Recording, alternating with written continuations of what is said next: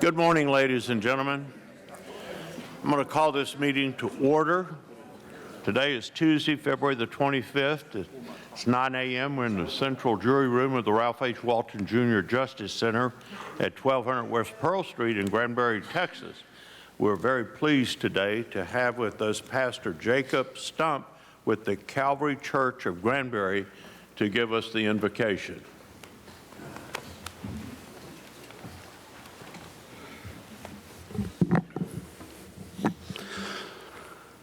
Lord God, we come before you this morning with grateful hearts for the ability and the privilege of serving our county. Lord, we thank you for the continued strength, Lord, to lead and to serve with excellence, with fairness, and with integrity. Lord, we ask right now that your presence would be upon our leaders, and Lord, that they would lead us according to your truth and your righteousness.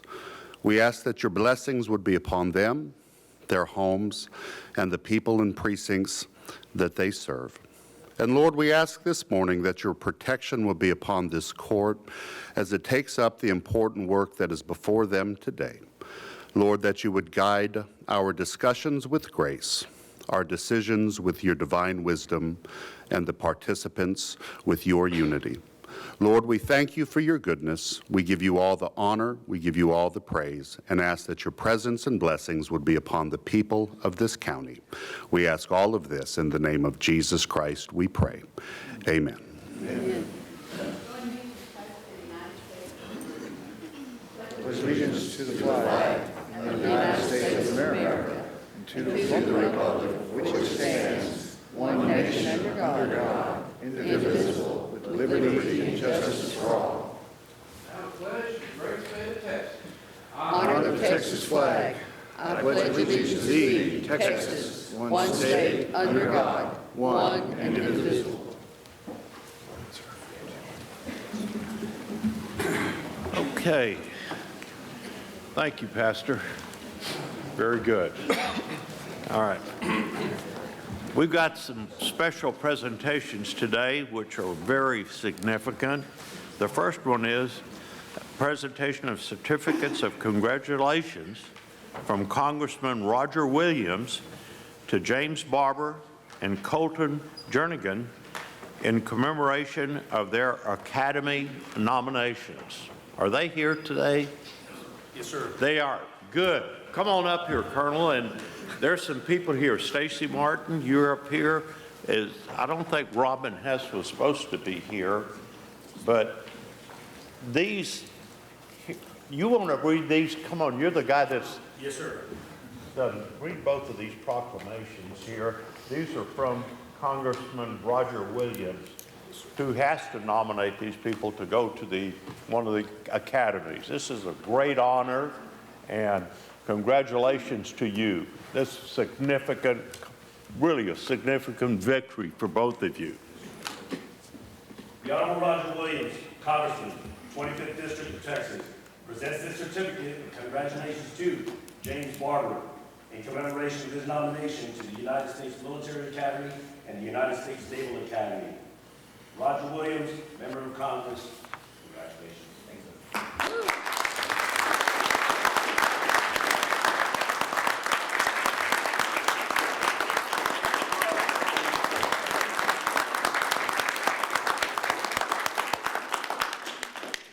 The Honorable Roger Williams, Congressman, 25th District of Texas, presents a certificate of congratulations to Colton Jernigan in commemoration of his nomination to the United States Air Force Academy and the United States Military Academy, the United States Naval Academy, and the U.S. French Marine Academy.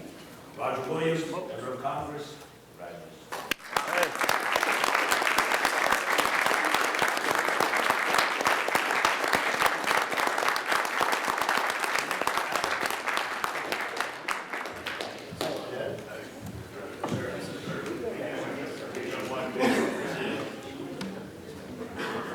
Let's get it.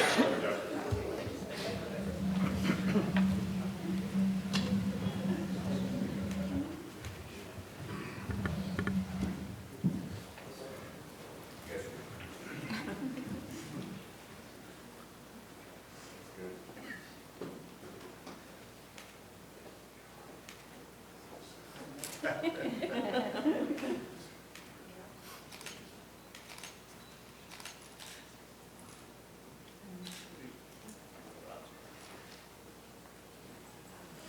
us proud now.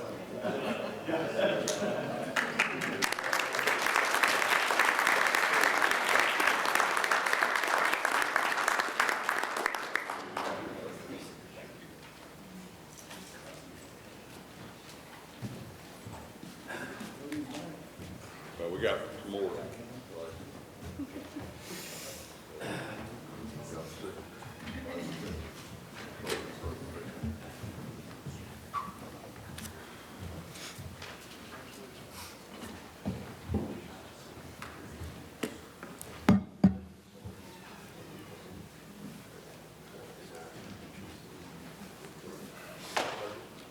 Sergeant?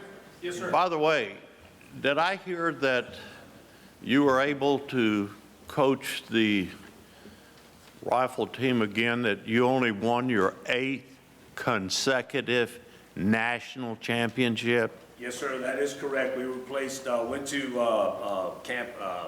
to Anniston, Alabama last week. The rifle team placed first and third, so we're on the podium with first and third for the United States Marine Corps, and we'll be going to Camp Perry, Ohio, the week after spring break to compete with all the services in JRT season, hoping to bring number 9 home. 8 consecutive times.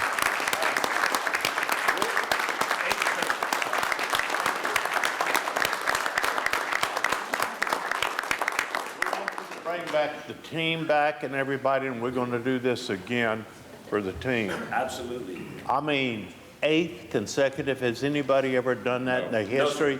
No, sir. Hey, whatever you're doing, keep up the good work. I know We that. appreciate the support. Thank you all for having us. Thank you. Thank you. Okay. All right, the next presentation this is something very dear to my heart, really, is to recognize the Hood County Library for receiving the 2024 Achievement of Excellence in Libraries Award. Ms. Jennifer Logden and her team, would y'all please come down here? Let's all go down there and give this to her.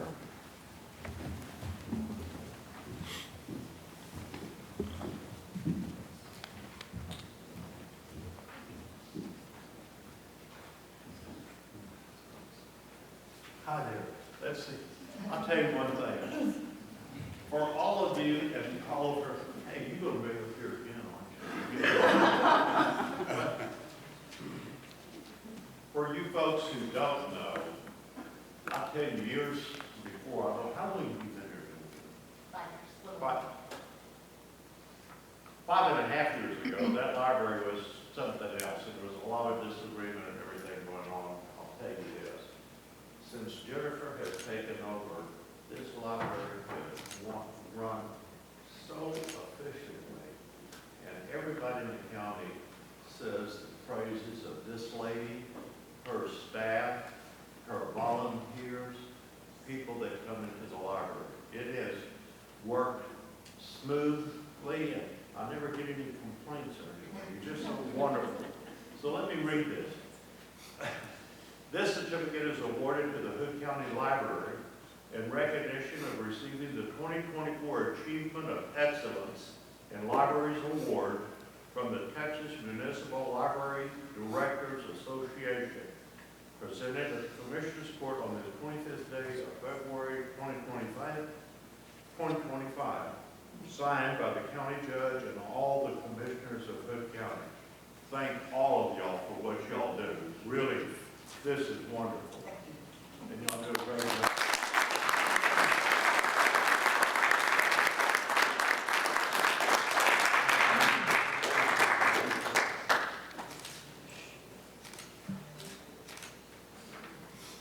How about that? Is that good? Yeah. Thank you. Thank y'all for everything you do. Really do. Really do. You do it. Right. You want to say anything? Come on. You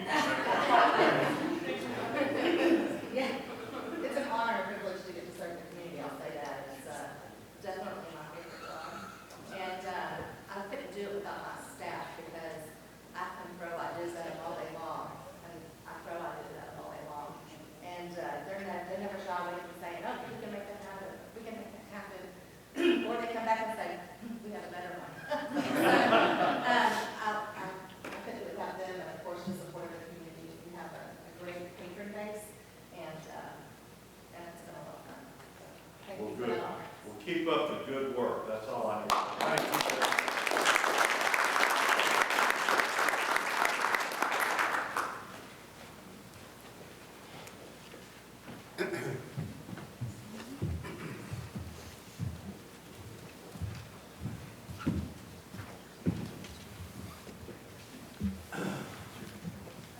Okay, the next special presentation is a proclamation declaring March 1st, 2025, General Granbury's birthday in Hood County. So this is an official proclamation, and it was actually put on the agenda by Commissioner Samuelson here. And so you want to go ahead and read this, Commissioner? Came about actually based on a resident, Phil Harris, who came up a couple of courts ago and asked us to, just brought it to our attention, and so I followed through with it and worked with him, and here's the proclamation.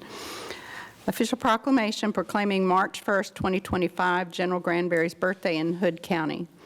Whereas Hiram Bronson Granbury was born on March 1st, 1831 in Coffeyah County, Mississippi, and whereas Hiram Granbury came to Texas in 1851 after graduation from Oakland College in Mississippi. He later moved to Waco and began the study of law at Baylor University, passing the Texas bar, and was subsequently elected as Chief Justice for McLennan County. And whereas at the Battle of Franklin, Tennessee on November 30th, 1864, General Granbury's brigade charged the center of the Federal breastwork where he was shot and killed along with Major General Patrick R. Cleburne, just 40 yards outside the Union works. In total, 6 Confederate generals died in or as a result of the battle. And whereas 29 years after the Battle of Franklin, Hiram Granbury's body was moved to Granbury, Texas, a town named after him. Scheduled for November 30th, 1893, Hiram's remains were disinterred, a new casket was provided, and his journey from Tennessee began for his reinterment in Granbury, Texas. On Monday, December 4th, 1893, the casket with Hiram Granbury's remains was loaded onto a reserve train bound for Granbury. It arrived about 12:45 with a crowd of dignitaries and 5,000 people to be part of the reinterment ceremonies at the Hood County Courthouse. The procession was moved to General Hiram Granbury's final resting place in the Granbury Cemetery just north of downtown.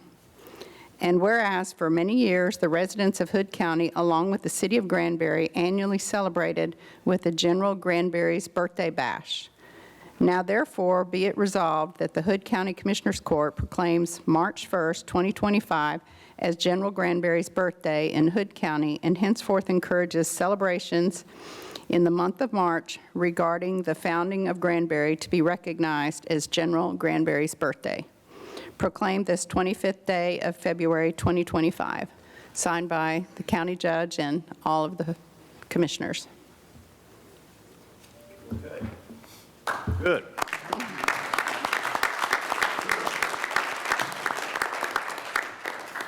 All right.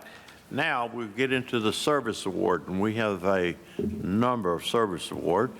And the first one is somebody that's just been up here, coming up here again, is Diana, who I didn't know her name was Diana, but we all know her as Cookie Hahn. So Jennifer Logsdon, Cookie's been with you for 5 years, the whole time, right? First hire I made right after I was hired. Right. Children's librarian, because I didn't want to have to do all of it. So here you go. Thank you. And they're going to take a picture. Congratulations. All right, the second service award is Patrick Coxes. Sheriff Deeds and Eric Tuberville. So I guess we have somebody that works in the jail here, doesn't we? He's actually one of our transport officers. Oh, okay, transport officer, all right. Yeah, he's one of the most, the transport guys on the move the most, I guess. He even made a special trip down south last week to take one of our prisoners down there, and he brought him back. But he took him back down to Huntsville yesterday. That was the guy with the vest on him. So He's been here 5 years, been here right? 5 years, and he's a great asset to the jail, to the department, being able to transport people all over the place, and so we do surely appreciate you. All right.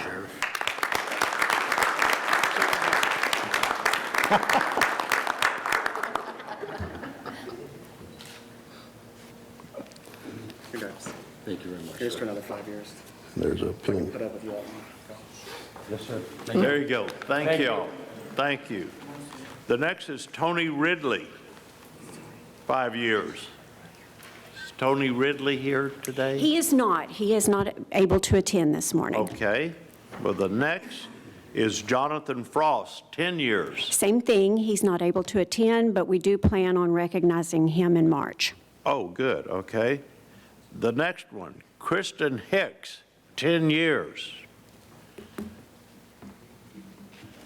It's one of these sisters here. I mean, we got so many of these sisters here. I just call her one of the sisters when you see them.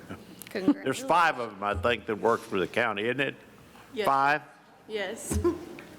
All right. Kristen is invaluable to the whole county. She's been instrumental in my success starting here just a little over a year ago. And she's the go-to for anyone with questions all throughout the county. We're very proud of her and very grateful to have her on our team. Congratulations. Thank you.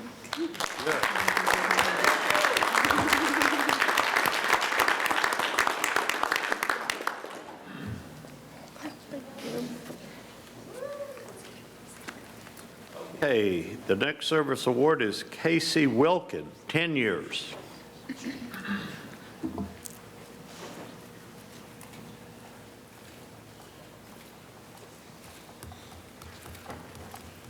A number of years back, we started getting overwhelmed with mental health cases, people in crisis, and so we put together a team, and Casey is one of the team, and he goes above and beyond the call of duty all the time with taking care of the people in crisis. The other night, I think that was Saturday, we were trying to wait for a transport officer, and he ended up taking a guy up to Wichita Falls on his own. So he does whatever is necessary. He helps out down here with security a lot of times too. So he's a great asset to the department. Good, congratulations.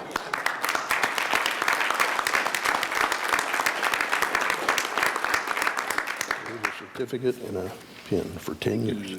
Thank you.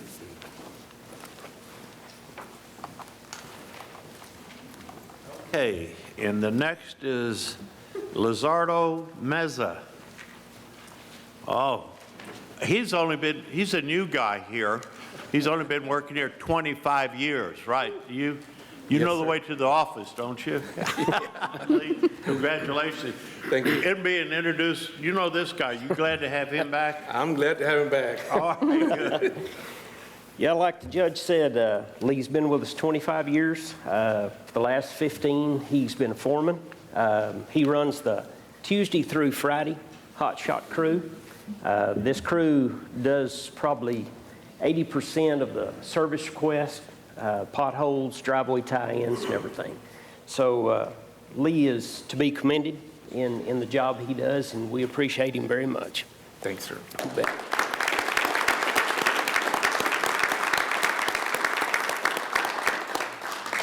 Thank you. All right, you're welcome.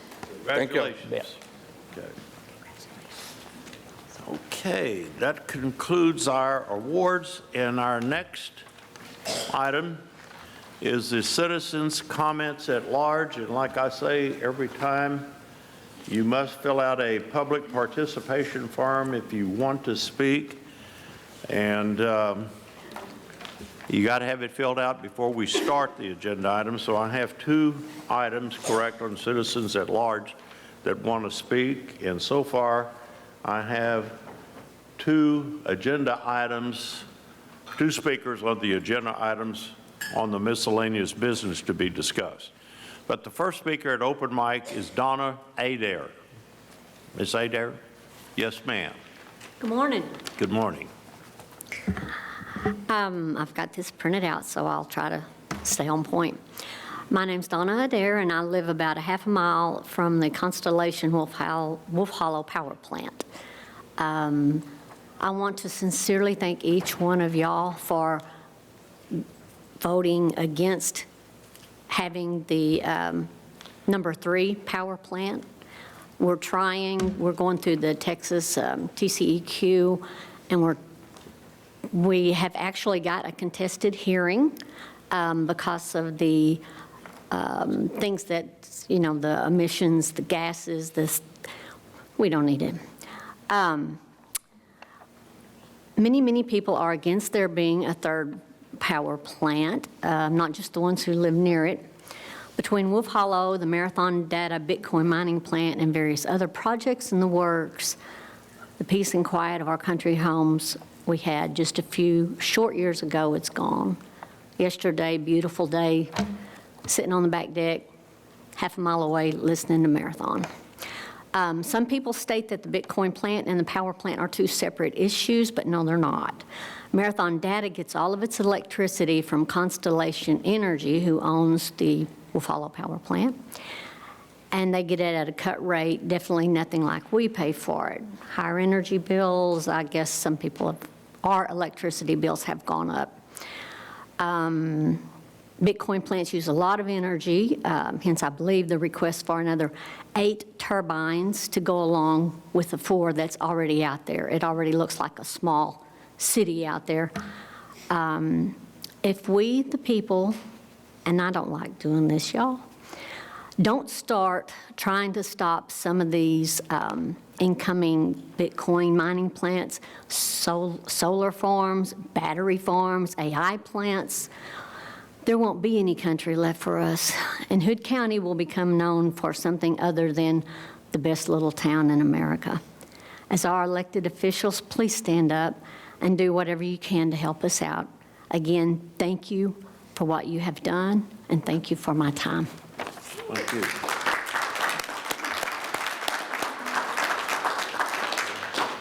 The next speaker is Greg Harrell.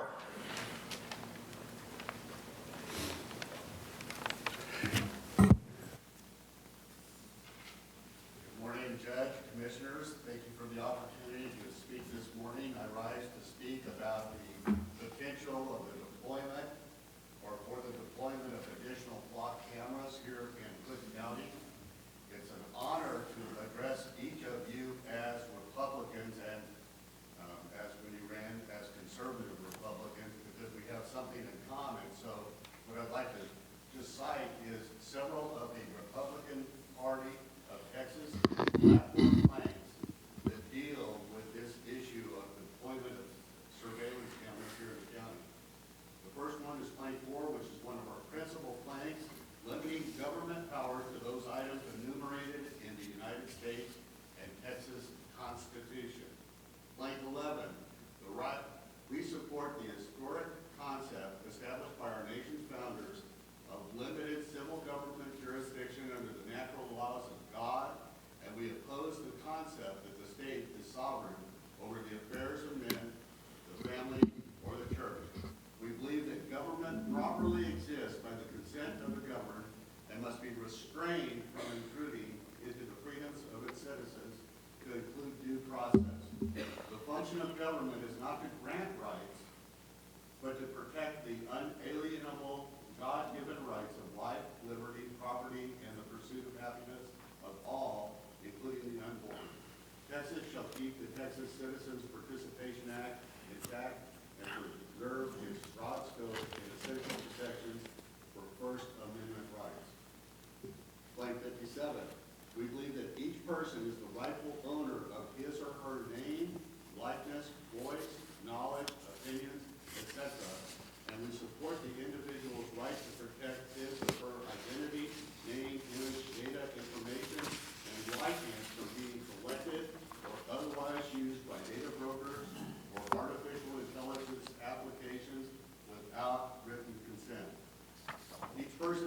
right to know who is collecting information, when and how the information is being collected, and how the information is being used or sold.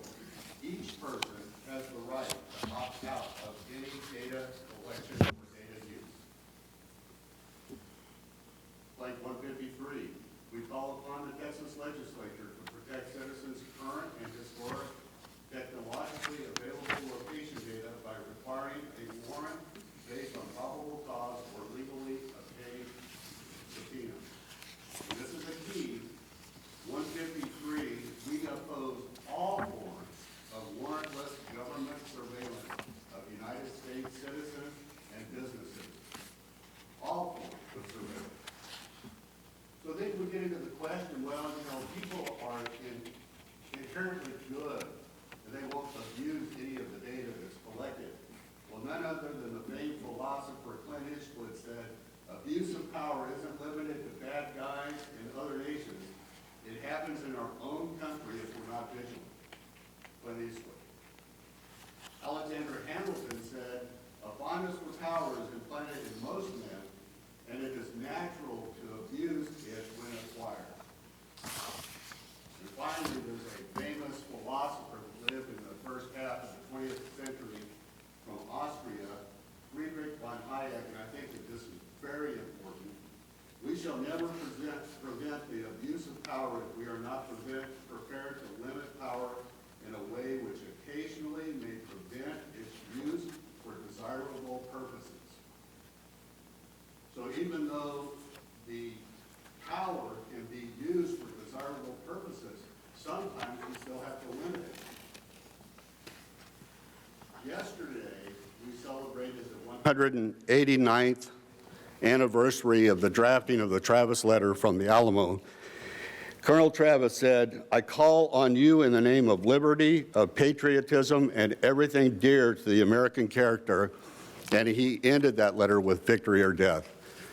We as Texans love liberty. Hood County, let's preserve liberty. Thank you.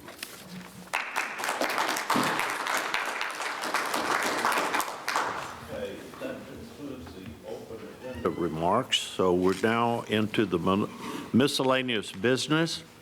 And the first item is number 1, discuss and take appropriate action to authorize a county judge to sign the City of Granbury's event application approving the use of the south side of the historic courthouse parking lot for the 2025 Founders Day Festival and Barbecue Cook-Off event Friday, March 14th at 10 a.m., set up through 4 p.m. on Sunday, March 16th. This is something that we've granted every year, and it's called Founders Day now. Maybe next year it'll be called maybe General Granbury's birthday again, but good on, amen. Right? Okay. Do I hear a motion? I'll make the motion to approve the event application to use the south side of the historical courthouse parking lot for the 2025 Founders Day Festival, hopefully General Granbury's festival next year, and barbecue cook-off event Friday, March 14th at 10 a.m. through 4 p.m. Sunday, March 16th. Made by Commissioner Andrews to authorize the county judge to sign the City of Granbury's event application approving the use of the south side of the historic courthouse parking lot for Founders Day Festival and Barbecue Cook-Off event March 14th through the 16th, second by Commissioner Wilson. Any further discussion? All those in favor say aye. Aye. All opposed say nay. Motion carries unanimous, 5-0. Second item, discuss and consider for approval allowing the Jaguars Owners Club to reserve parking spaces on the south side of the historic courthouse to display approximately 30 vehicles on Saturday, May 17, 2025. The City of Granbury will provide cones, and a club member will reserve the spaces before 7:30 a.m. until 2 p.m. as club members explore Granbury. The reserved parking does not interfere with any flow of traffic in the parking lot. This, again, is something that we do. I think the last time we did it was the McLaren club, we do it for the Corvette Club, we do it for any other kind of car club. So do I hear a motion? Make a motion to approve allowing the Jaguar Owners Club to reserve parking spaces on the south side of the historical courthouse to display approximately 30 vehicles on Saturday, May 17th, 2025. The city of Granbury will provide cones, and the club member will reserve the spaces before 7:30 a.m. until 2 p.m. as club members explore Granbury. The reserved parking does not interfere with any flow of traffic in the parking lot. Made by Commissioner Samuelson to allow the Jaguars Owners Club to reserve the parking places on the south side of the historic courthouse on Saturday, May 17th. City of Granbury will provide the cones, and the club members will reserve the spaces before 7:30 until 2 p.m. And it will not interfere with the flow of traffic. Second by Commissioner Wilson. Any further discussion? All those in favor say aye. Aye. All opposed say nay. Motion again carries unanimously 5-0. Item 3, convene into executive session to discuss YMCA building real estate lease pursuant to Government Code 551.072. Reconvene into an open meeting to take appropriate action, if any. We do have one speaker that's been signed up to speak, but I'm going to put this as the last item on the agenda to take care of at the last thing, so all you folks don't have to stay here until the very end. Is this 6? What is that? Number 11. Okay, thank you. Okay. All right, so we go into item number 4. Discuss and take appropriate action to approve an employee's salary who moved from another department to court clerk JP1, from clerk step 1, $36,000 to clerk step 3, $38,200, based on tenure with Hood County. This increase will be effective Monday, March 24th, 2025. Mr. Andrews, Commissioner Andrews? Yeah, Judge Freeman's coming up here on this. This was, she was a step 3 clerk before she moved over to JP1's office. Yes. And my understanding has been invaluable with the experience and the knowledge of what's going on there with the Tyler Odyssey program. Truly valuable, extra qualified. She deserves the pay that she was at. And she's moving from part-time now to full-time? Yes. Okay, so Had I known that she could have been full-time from day one, she would have been full-time from day one. Okay. But I was busy learning stuff, not busy looking at my budget. Yeah. So, yeah. Good. So I think the thing that Ms. Wellborn has cautioned us on is that this is akin to hiring a new employee at step 3, and we just need to be aware that the tenure and the incentive will start over, because this is a new employee, since she's going from part-time to Yes, the full-time. incentive, I understand, will start over. Okay. Don't agree with it, but I understand it. Yeah, with that, I'll make a motion to approve an employee's salary who moved from another department to court clerk JP1 from step 1, $36,000 to step 3, $38,200, based on previous experience. Increase to be effective Monday, February 24th, 2025. What's been made by Commissioner Andrews to approve an employee's salary who moved from one department from JP1, step 1 to clerk step 3, based on tenure, and the increase is to be effective Monday, February the 24th, 2025, second by Commissioner Wilson. Any further discussion? And just to make sure, I checked with both Melissa and our auditor, and there are funds within JP1 to cover this. So just to make that clear, we're not adding anything to the budget by increasing her step. Any further discussion? All those in favor say aye. Aye. All opposed say nay. Motion carries unanimously 5-0. Item number 5, discuss and take appropriate action to approve an additional $120,000 in the vehicle maintenance line for the Sheriff's Office. Sheriff Deeds. Judge, Commissioners, we've been spending a lot of money on wore-out vehicles, older vehicles. We've had to replace a few transmissions, which those are $6,000, $7,000 a piece. Trying to keep everything running. We've got the, 6 of the Tahoes in, but they're not back yet. They're up in the Metroplex getting rigged out. We have the others on order. Appreciate that. Don't know when we're going to get those, but we're trying to keep everything going. We usually take the patrol vehicles when they get a certain number of miles and then put them over into use for the investigators, but then we got to keep those running because we don't have anything to replace them.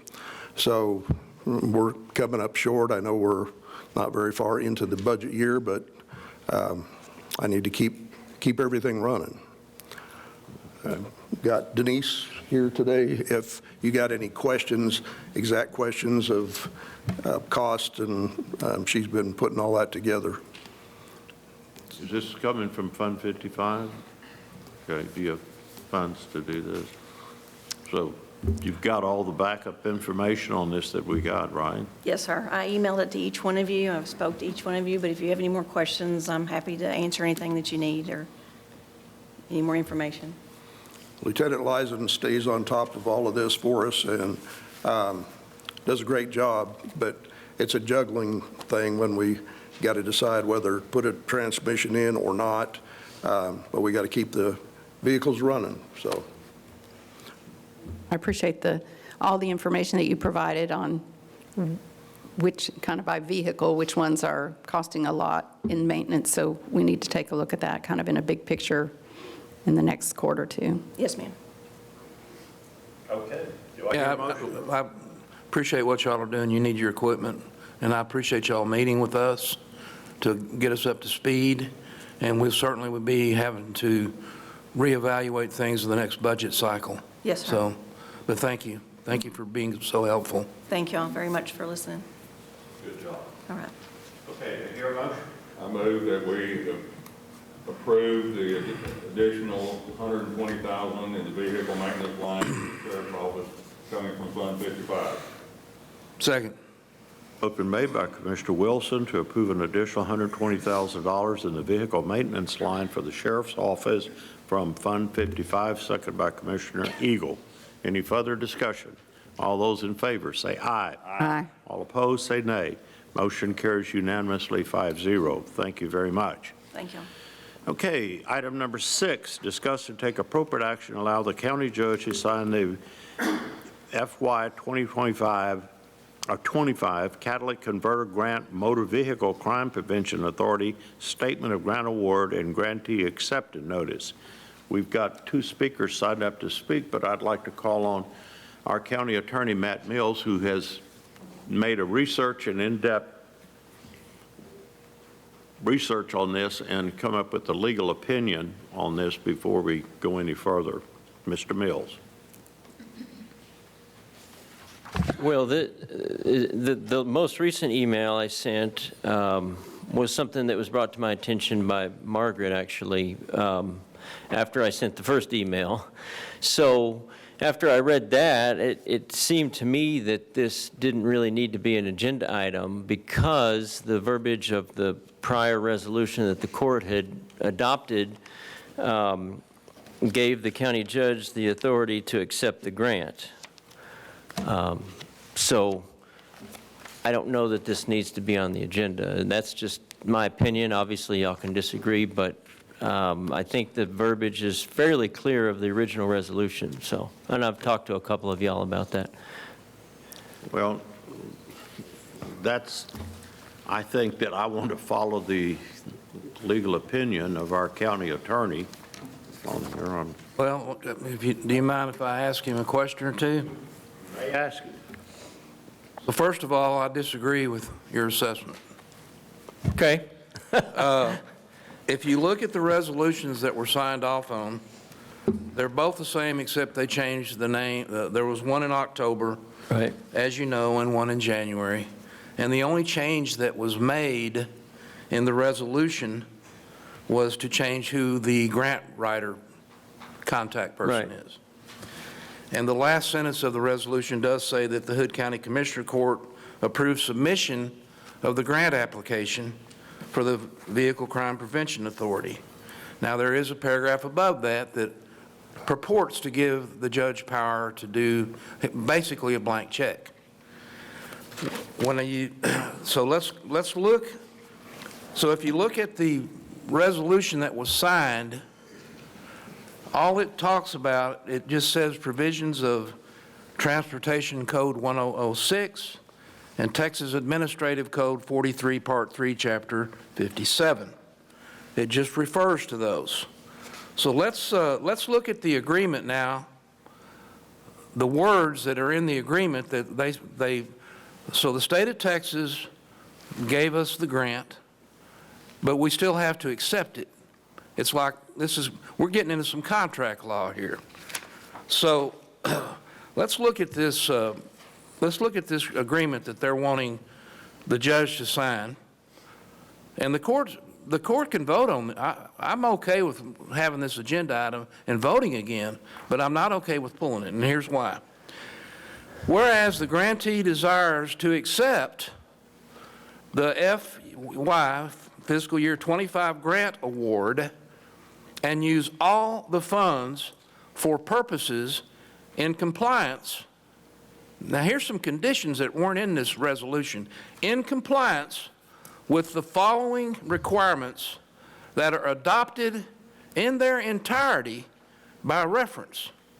Texas Transportation 1006, Texas Administrative Code Title 43, Part 3, Chapter 57, Texas Grant Management Standards as promulgated by the Texas Comptroller of Public Accounts, including Tex GMS standard assurances by local governments and standards for financial and program management. The current, I'll skip the second one, it's not really appropriate. The current Motor Vehicle Crime Prevention Authority Grant Administrative Manual and forms, and subsequently adopted grantee instruction manuals and forms. The final adopted application attached, and an approved grant budget summary. And here's the acceptance. So this is incorporating all that I just read into this agreement by reference. That's never was discussed. It's not even touched on in this resolution that they voted on, which I voted against, by the way. So here's the acceptance. Now, therefore, the grantee accepts the FY25 Statement of Grant Award under the conditions above, including the special requirements in the grant application, and the Statement of Grant Award is evidenced by this agreement, executed by the official authorized to sign the original grant application, which he did, or the official's designated successor as presiding officer of and on behalf of the governing body of this grantee. So let's look at Chapter 1006. This is the Motor Vehicle Crime Prevention Act. It's got numerous provisions in there about compliance, record keeping, administrative issues. Have you read that, Mr. Mills, 1006? No. Texas Administrative Code 43, Part 3, Chapter 57. This is the transportation, this sets up the Texas Motor Vehicle Transportation Motor Vehicle Crime Prevention Authority. It's got operation of grant, obligations of grant funds, financial progress, inventory reports, misappropriation of funds. There are several chapters, several issues in 57. Have you read that? Publishing requirements. State law requires, this is from the Comptroller's office, and I'm putting this out here because all I want to do is discuss this. And it goes the way it goes. State law requires the Texas state agencies, including institutions of higher education, to publish the purpose of each grant exceeding $25,000. This grant is for 109. So it actually crosses a 100,000 threshold which has some relevance in some of these other documents. Now let's look at the Texas Grant Management Standards. It's 136 pages. Have you looked at this? No. Sorry, Matt. There's Appendix 6. There's a lot of information in here about the nuts and bolts of this manual, but Appendix 6 is the relevant one to us because it's actually referred to in this grant that they're asking the judge to sign. Uniform assurances by local governments. Well, what does that say? Let's look at that, because it's incorporated into what he's getting ready to sign. Bird anti-lobbying amendment provisions, child support obligation amendments, Clean Air Act federal water standards to comply with, compliance with laws, rules, and requirements of the federal government, contract oversight, cybersecurity training programs, Davis-Bacon Act, debarment and suspensions, debts and delinquencies, disaster recovery plan, disclosures of violation of federal criminal laws, disclosure of prior state employment, all kinds of disclosures, all kinds of federal rules and regulations that this is bringing us into when we take this money. Because see, the federal government is like you are with your kids. You give them money, but there's a lot of strings attached, right? Equal employment opportunity stuff. There's all kinds of information in here that I would prefer it if at least the judge would get familiar with before he signs off on this. And we have a discussion about it. So with that said, I think we should have the agenda item and put it to a vote. You'll respond to that, Mr. Mills? Well, I don't know that I love the way that this resolution was written back when, especially if there's more stuff to flesh out, if there's budgetary stuff on us that Nanette and I talked about yesterday. I mean, maybe it would have been better for the resolution to read differently, but the resolution that I think passed 401 says, now therefore be it resolved in order that Ron Massengill, County Judge, is designated as the authorized official to apply for, accept, decline, modify, or cancel the grant application for the MVCPA grant program and all other necessary documents to accept said grant. Well, that's it. I mean, to me, it says what it says. That was adopted 4-1 by the Commissioners Court to allow the judge to sign all other necessary documents to accept said grant. Now, here we are. The grant's been awarded. I think it says what it says, regardless of all these other provisions you cited. So my only response to that is this is a contract. New provisions have been introduced that were not there when this resolution was signed on. And, excuse me, all they got to do is vote on it again. Let them vote it on the record to accept it. That's all. We've got it on the agenda. We're here. And I don't understand. I think that there's some real issues involved if you're just going to pull this and depend on this resolution that was drafted before we actually got all the terms of this contract. But you're the county attorney. Y'all have ignored me lots of times, so I mean, you do what you want. I mean, if you want to make a motion and call for a vote, I mean, but then I guess if it gets voted down and then the judge signs it anyway, then we could be in court and, you know, I mean, who wins? And that could be a thing in court in theory. Well, I guess my more philosophical issue on this is that I've been trying to, my goal in this whole thing is that I have very much concern over these cameras. And so the lawyer in me is coming out because I advocate for my position. And some don't like that. Well, I'm sorry. But this issue, and you and I have discussed it, we don't need to go through all that today.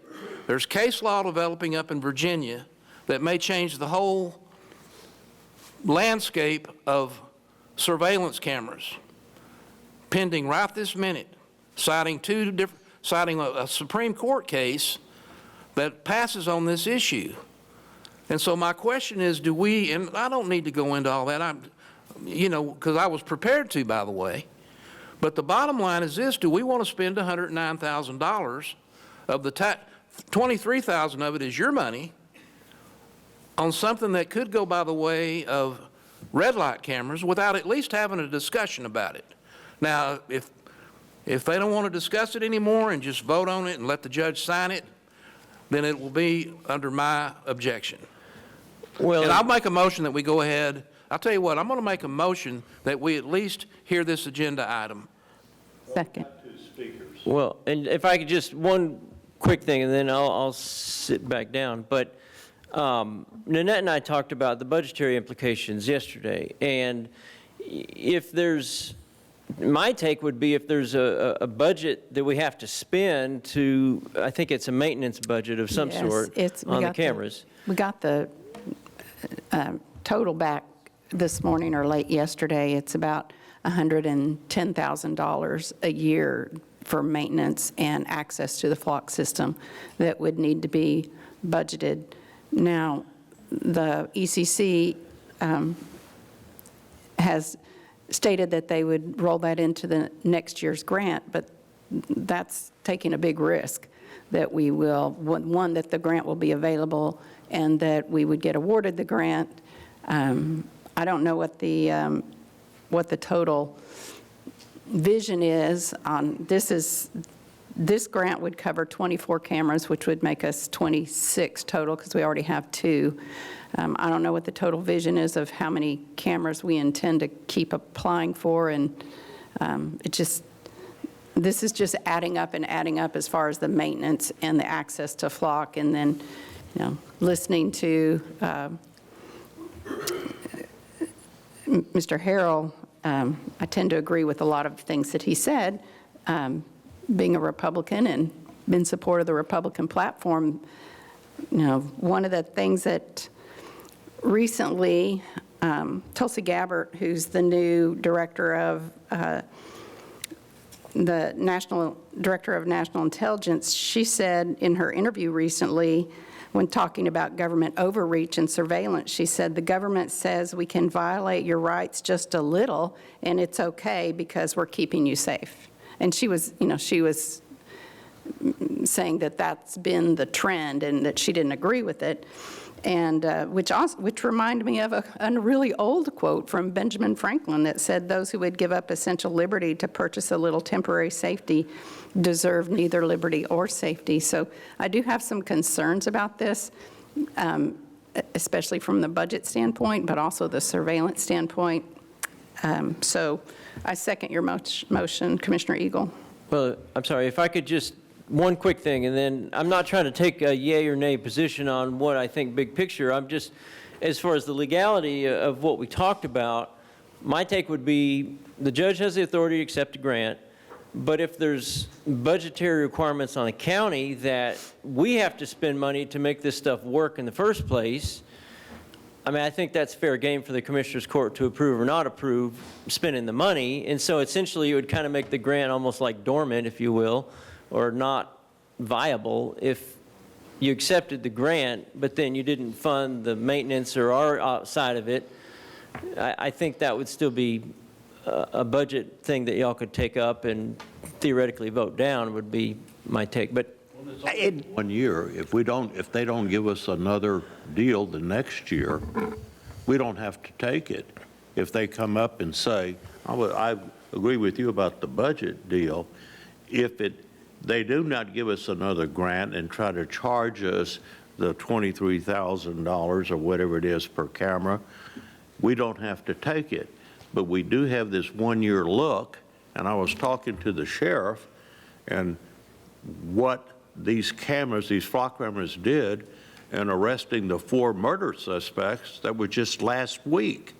We caught them within 24 hours, these murder suspects. So, you know, it's on a public road in here. It's not like, I don't, as I'm an attorney as well, I don't see us really giving up anything if you're on a public road. Now, if this was peeking in your house or coming into your shop or your private property, That's a totally different horse of a different color here.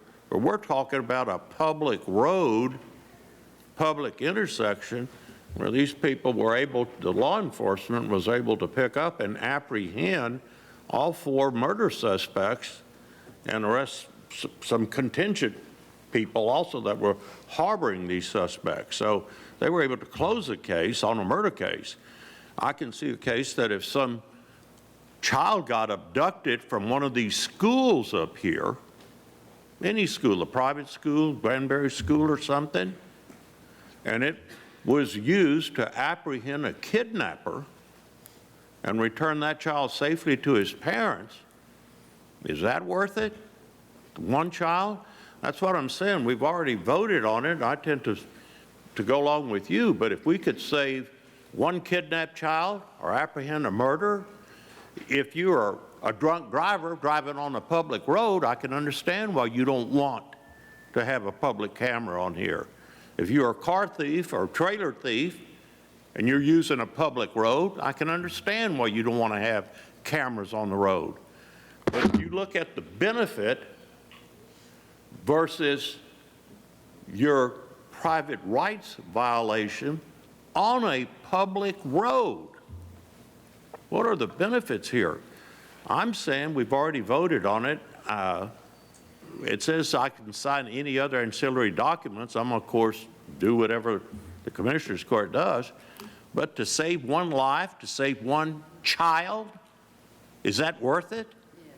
With that, I'll lay off the sheriff. And the sheriff, you could come up here and speak to what use these flock cameras were in solving this murder. Yeah, excuse me. Within a few hours, we found 2 of the suspects. The 3rd suspect we found, got information on vehicles. He was going back and forth across the Metroplex and ended up at a Motel 6 on the west side. Got a search warrant, went in there, got him, his dad, and 2 girls with the help of those cameras. And it's not like they served the warrant or they got somebody arrested. It gave us information to know a direction where we can go and find these people. We've found missing people before that are, you get information about them and get a hit on the camera, you figure out where they're at or where they were and what direction they may be going. So you can save a lot of lives with this thing. And in years past, I wish we would have had something like this to catch people before. We had an old man out of Pecan Plantation, had a picture of his tailgate going out of Pecan Plantation front gate, and ended up, the next thing we found him was, his truck and him were in the Trinity River out south of Dallas. So it's too late. But if we would have had the cameras, we would have been able to catch up to him prior to that because we had the information. So a lot of times you got to take a little bit of information and do some research on that. But just in the short time that the city of Granbury has had them and we've had access to them, and we've got 2 cameras right now, that we have done so much good with people, just all kinds of different things of figuring out where a vehicle is, what direction they're going, and then work on it from there to try to solve a crime or find some people. So they're very, very valuable. And you save one person, what's a person's life worth, The murder had already occurred, but we found, now we've got all 4 in custody. So we've got cases that haven't been solved yet from the past, but that's way back in the past. But they're a very valuable tool to use to find people. Well, and I think that this has been an issue of exceptional interest. I would definitely say that. I've been getting plenty of calls, texts, emails about this particular issue. And I wanted to kind of address, but even before our conversation, I think Tina will probably appreciate this. Let me get my 2 cents out there first.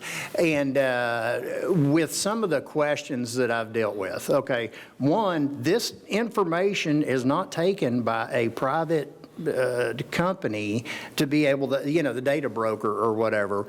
This information is not accessible to the general public, and it's not being sold to third party in any kind of a private enterprise type of situation.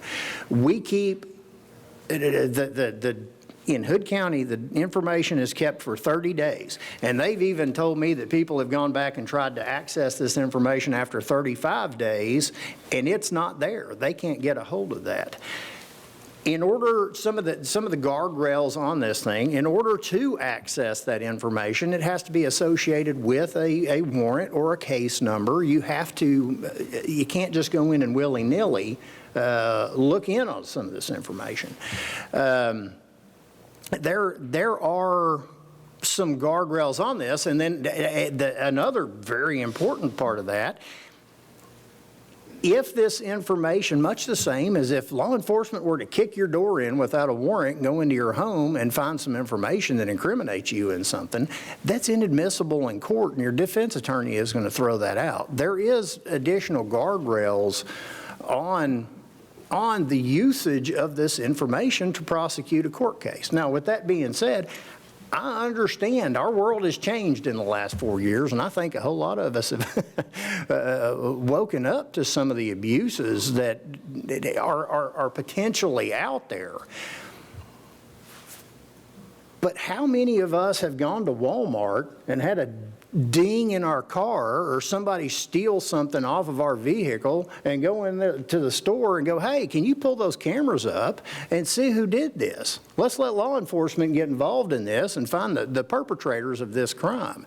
I think that we've all had some experience with that, if not personally, then at least been involved in some way with that type of a situation. This is not... I've heard a lot of comparisons to red light cameras. This is not actively looking for the commission of a crime. This is passive information that if law enforcement is saying, hey, somebody's abducted a kid over here, we've got a license plate number on that. They can enter that into this system and say, hey, 30 minutes ago that car went driving by over here. If somebody steals your vehicle, you call in with the license plate number. Oh, yeah, it was headed toward Glen Rose. It passed this flock camera. This is a very it's very intertwined. I don't know exactly what the answers are here, but I think there are some guardrails here that are in place and that can be in place, and this may be an evolving situation that as some of this case law comes out, there may be a different component added to it. This is required for further searching into the record for that type of a thing. And I think that there can be some very, very positive things about this. Now, we also... all of these county buildings around here, we have cameras aimed at the parking lot. At the courthouse, we have cameras aimed out here on the road in the square. Every one of you can go down and open records request that information and sit and look for hours and hours at video of people driving by.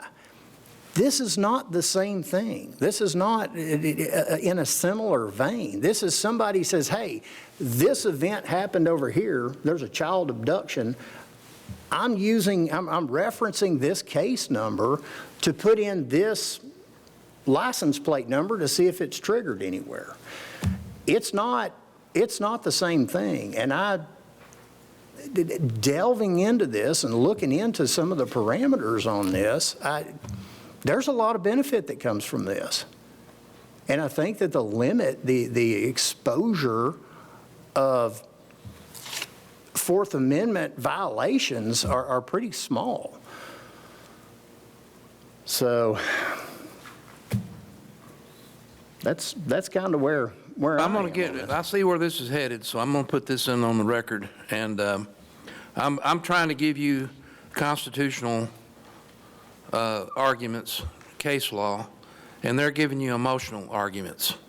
I want you to note that. Little Johnny's in the well. Here comes Lassie.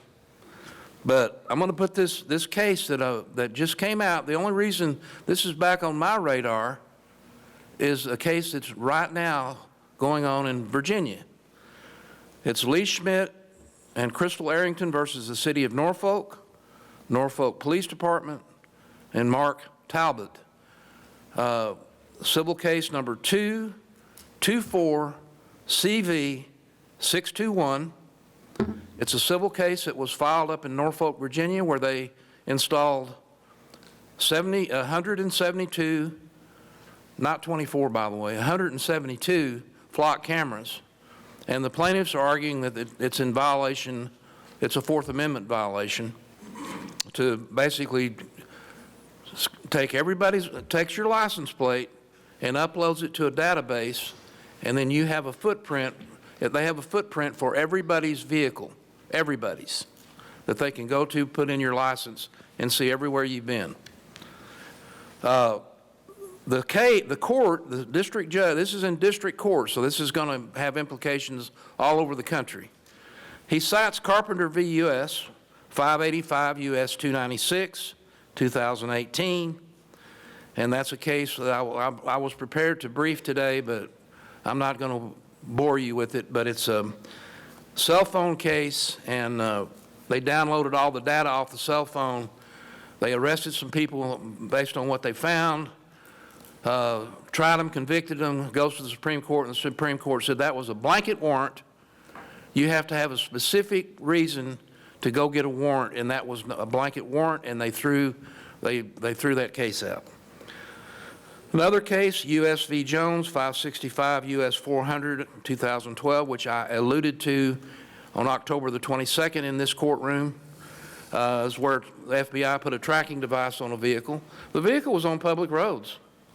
They put a tracking device on there for 30 days via a warrant that was incorrectly issued that pinged everywhere he went for 2,000 pages of data. They found some stuff, and I'm not saying it's good that they found people that were doing bad stuff, but they call this the fruit of the poison tree. If you can't take them to conviction and get them in jail because it's an unconstitutional search and seizure, you just wasted a whole bunch of taxpayer money. So U.S. v. Jones, 565 U.S. 400, and like I said, I felt like we needed to have the conversation on this, and I appreciate what Commissioner Andrews has to say, that he doesn't see the potential the way I do it, and that's why we all are different people. But we at least needed to have this discussion, and right now they're talking. Well, actually, there's a motion and a second to go ahead and at least make them vote on it again, especially after all this has been said. So there is a motion on the table and a second. Well, and I keep saying that we still have 2 more speakers that have signed up to speak. So before I think we can take the motion, we got to get the speakers. So the first speaker is Nate Criswell.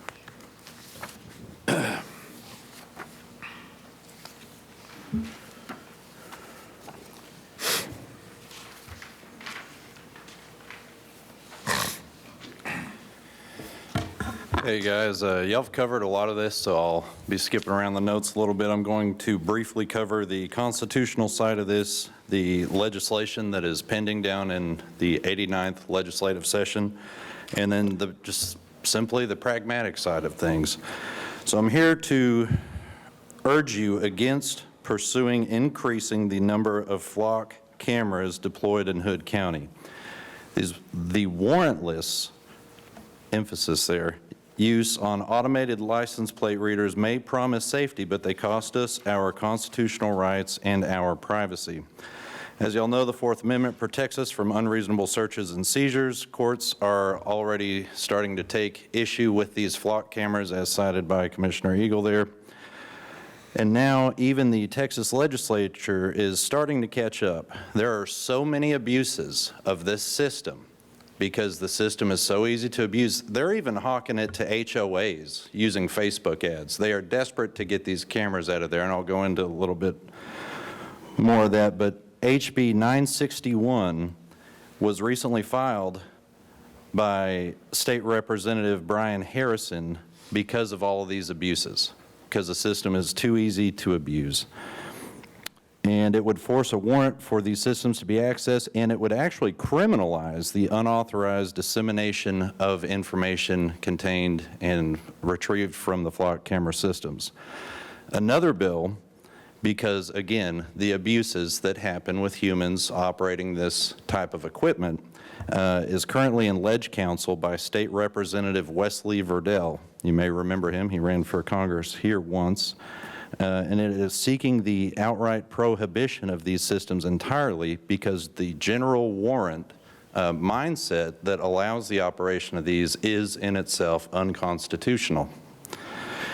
Now, even though Flock is a private company, when our sheriff's office uses this data, it becomes a state action and subject to these rules. There isn't a hypothetical risk. This isn't a hypothetical risk. There's the federal lawsuit out of Norfolk claiming Flock violates the Fourth Amendment. And beyond that, think about what this does to our privacy. The warrantless use of these cameras isn't just out catching bad guys. It's also tracking where you go to church, which doctors you visit, the political meetings you attend, where you buy your groceries, and a multitude of other things. That is not safety, that is tyranny. The 2024 Texas GOP platform backs this up, as covered by Chairman Harrell earlier in the meeting. And yes, public safety matters, and Flock claims it helps solve crimes, but at what cost? Now let's ignore the constitutional side of things for sake of argument. And the political side of things, with all of y'all being Republicans in good standing with the party at this time, Flock knows their days are numbered, and are we now ready to participate in another taxpayer-funded grift? That is what I believe this is turning into. Flock sees the writing on the wall and knows that cases will be overturned, and these cameras will either have to be outlawed or, even worse, turned into, retrofitted rather, to be LiDAR speed cameras, similar to the red light cameras that were banned years ago. Now, I believe it's the city of San Antonio is using ALPRs with LiDAR tech to cite people for speeding when there's no officer present. If y'all remember the red light cameras, that was a big reason that and those are no longer part of law enforcement. Yeah, I mean, it'd be great if you guys could not go for this today. And another side of the pragmatics here, we already have two. I believe they're on each end of town. That's just for Hood County. The city of Granbury has over 30 of these deployed. How many is enough? How many cameras do y'all need watching and keeping tabs on everybody that opens us up to abuses? And you might say, well, what abuses? Well, there could be a rogue county judge that decides to conduct an investigation out of his office into a duly elected constable. Those types of abuses. Thank you. Okay, the next speaker is Tina Brown.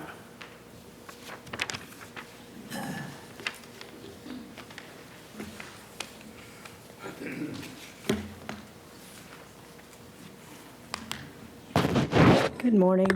I heard a lot of information today that I hadn't heard before as far as taking care of them after the cameras, like maintenance. I think we should look into that because, I mean, if they're going to give us $100,000, but we have to pay $100,000 to, it's like, I don't know if that's a good thing or not. I think it's unfortunate that Dave didn't give all this information to Matt so he could look up all those things and make sure that nothing was taken out of context, you know, and he could form his own opinion about all those things that Dave mentioned, because we all read things and bring something different to the table. The written word, especially law, is crazy and hard to interpret, and we all interpret it different. As far as misuse, who do you think is going to misuse this? Law enforcement? Are you afraid law enforcement's going to misuse this? I don't understand. Who's going to misuse this? I mean, law enforcement has to put that in there on a case. They can't just put it in there like some people have used Spillman to look at people in this county before without a case. So I guess we do need to worry about some of our law enforcement. I don't think the whole message of this is going to track us going to church and going to the grocery store. There are cameras up and down the road that, I mean, if somebody was really wanting to track one specific person, I guess they could do something like this and misuse the system. I'm hoping that misuse is not going to be a big issue in this county, although it has been in the past. I did not know that this last murder case used the cameras. That is good to know. I've read many articles about how it has saved children or the silver alert for older people who are missing. And I just don't see, unless it's an overall cost, but maybe we should look and use it for this year and see how many crimes we do. I mean, that can be tracked, how many crimes these cameras have prevented or how many people it has prevented from being trafficked. I mean, people, these things can be, this can be useful. I don't see that as an invasion of my privacy, because every time I go out, I'm in public. We're in public. There are cameras everywhere. So I don't see this as an invasion. It seems like it's a great tool for our law enforcement and for people who are, have missing family or children or, any kind of missing person or any kind of crime, cars, whatever. But there does need to be some oversight to make sure that nobody's doing something and looking up somebody for no reason. Thank you. Sheriff Deep, let me ask you this. In response to that, does law enforcement ever use that for anything other than for a specific case that's happened? No, it has to be specifically for a case. Have to have the case number, have to have a reason, so it gets a picture of a license plate that you put into the system. It's not tracking cell phones, it's not tracking GPSs. If we want to put a GPS unit on something, we got to go get a search warrant. If you want to get into a cell phone, got to get a search warrant. So this doesn't have anything to do with GPSs or cell phones or anything like that. It gets you a picture of a license plate and a direction of where they're going. If it hits on multiple cameras, you can figure out where they're going. It doesn't find them for you. It just gives you a direction where you can go look for them. So if you want to go, if you're complaining about these license plate cameras on public roadways, I guess everybody's going to stop going to Lowe's and Walmart and Home Depot, because there's probably, between those three stores, there's probably many hundreds of cameras there that are going to get you in the parking lot and get you inside and get you. But in the license plate cameras, it's just a license plate. And it doesn't have anything to do with cell phones or GPS units or kicking doors on houses. It doesn't have anything to do with that. You're going to get a search warrant to be legal on anything you go from that. It's a tool to help you figure out a direction of where you can go. Sometimes when somebody has been robbed and you say, well, which way did they go? I don't know.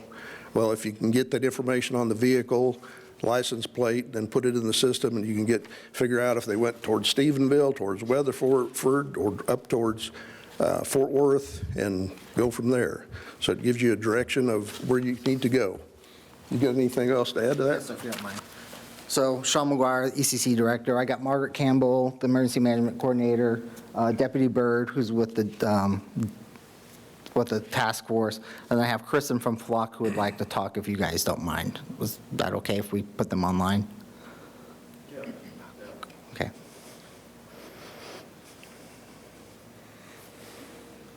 Good morning, Judge and Commissioners. Can you hear me okay? Yes. Go ahead, Kristen. They can hear you.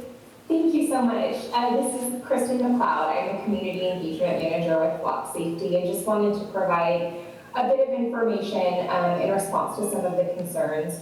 First, we absolutely understand that there may be privacy concerns, and of course, the Fourth Amendment issue, the case out of Virginia, and Flock believes that, number one, Fourth Amendment case law overwhelmingly shows that license plate readers do not constitute a warrantless search, as Sheriff mentioned. So they are capturing point-in-time still images of vehicles at specific locations throughout your community and cannot continuously track the movements of any individual.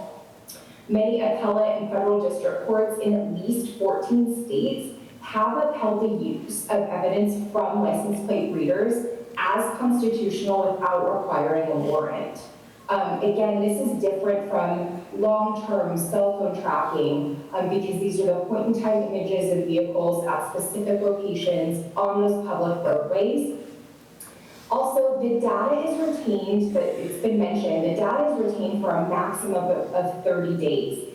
At that 30-day mark, each image is given a life stamp. At that 30-day mark, that image is hard deleted and unrecoverable. So this really provides a balance between providing investigative value to your law enforcement officers to investigate a crime, to investigate instances of missing persons, while also balancing the privacy of your constituents. So law enforcement is not concerned with your community members passing by the cameras, doing their day-to-day business. They're really focused on utilizing this as a crime-solving tool and to be alerted to wanted vehicles.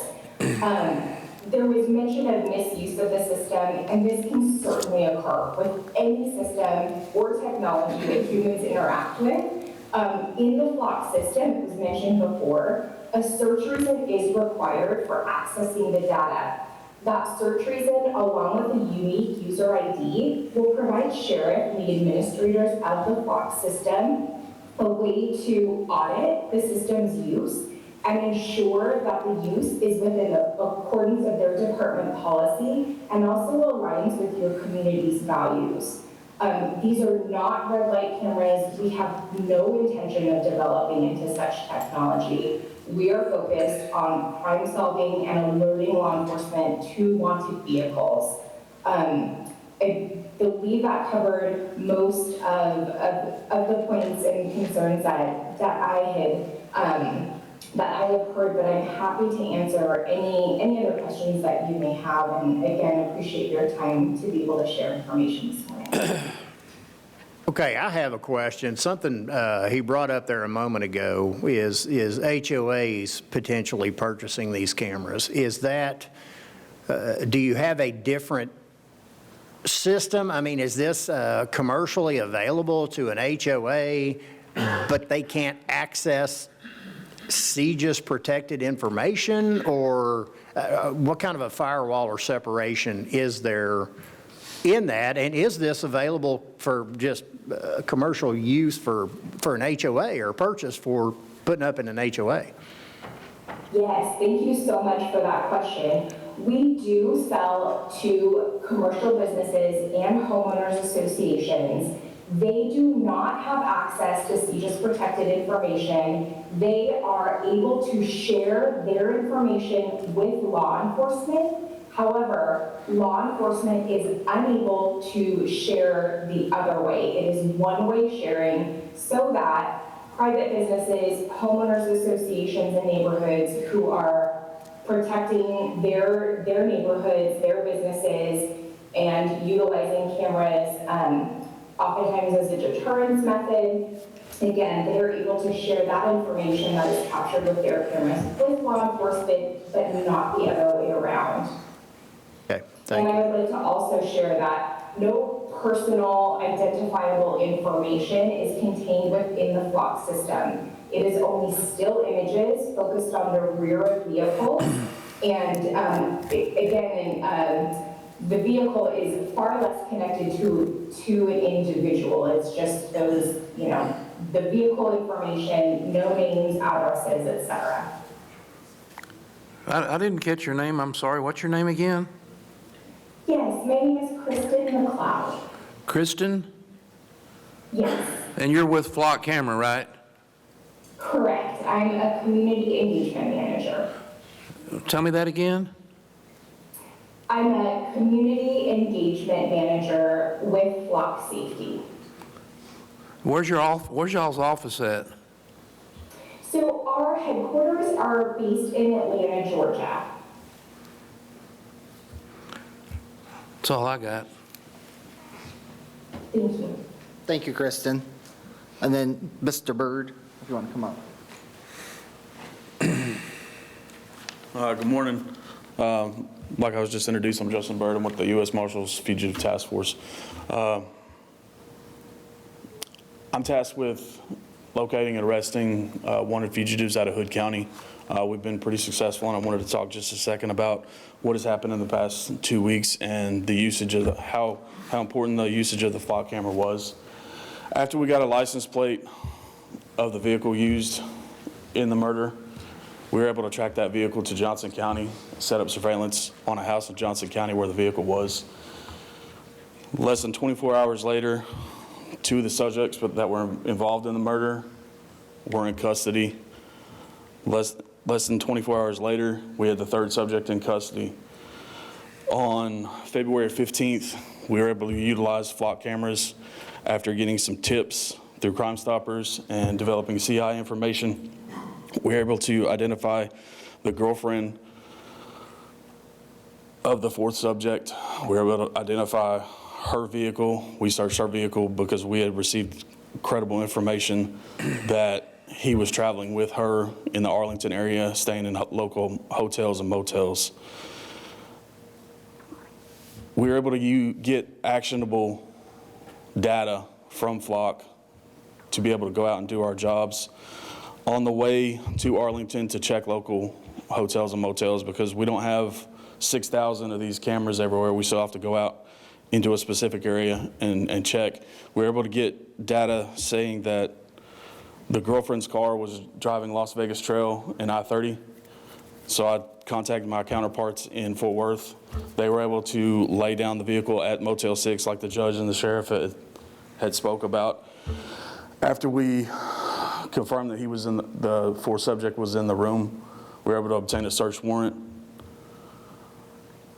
go in, arrest the 4th murder suspect, and 3 other people that were providing him food, money, and aid in order to evade law enforcement. Law enforcement and our tools have changed over the past 15, 20 years, and even prior to that. This isn't the 1980s. We have technology that can make everything easier for us, safer for us. A flock camera is a camera that can set up a pattern of life for somebody. A wanted subject, when I get a warrant, it's one of the first things I want to know is what kind of vehicle they drive.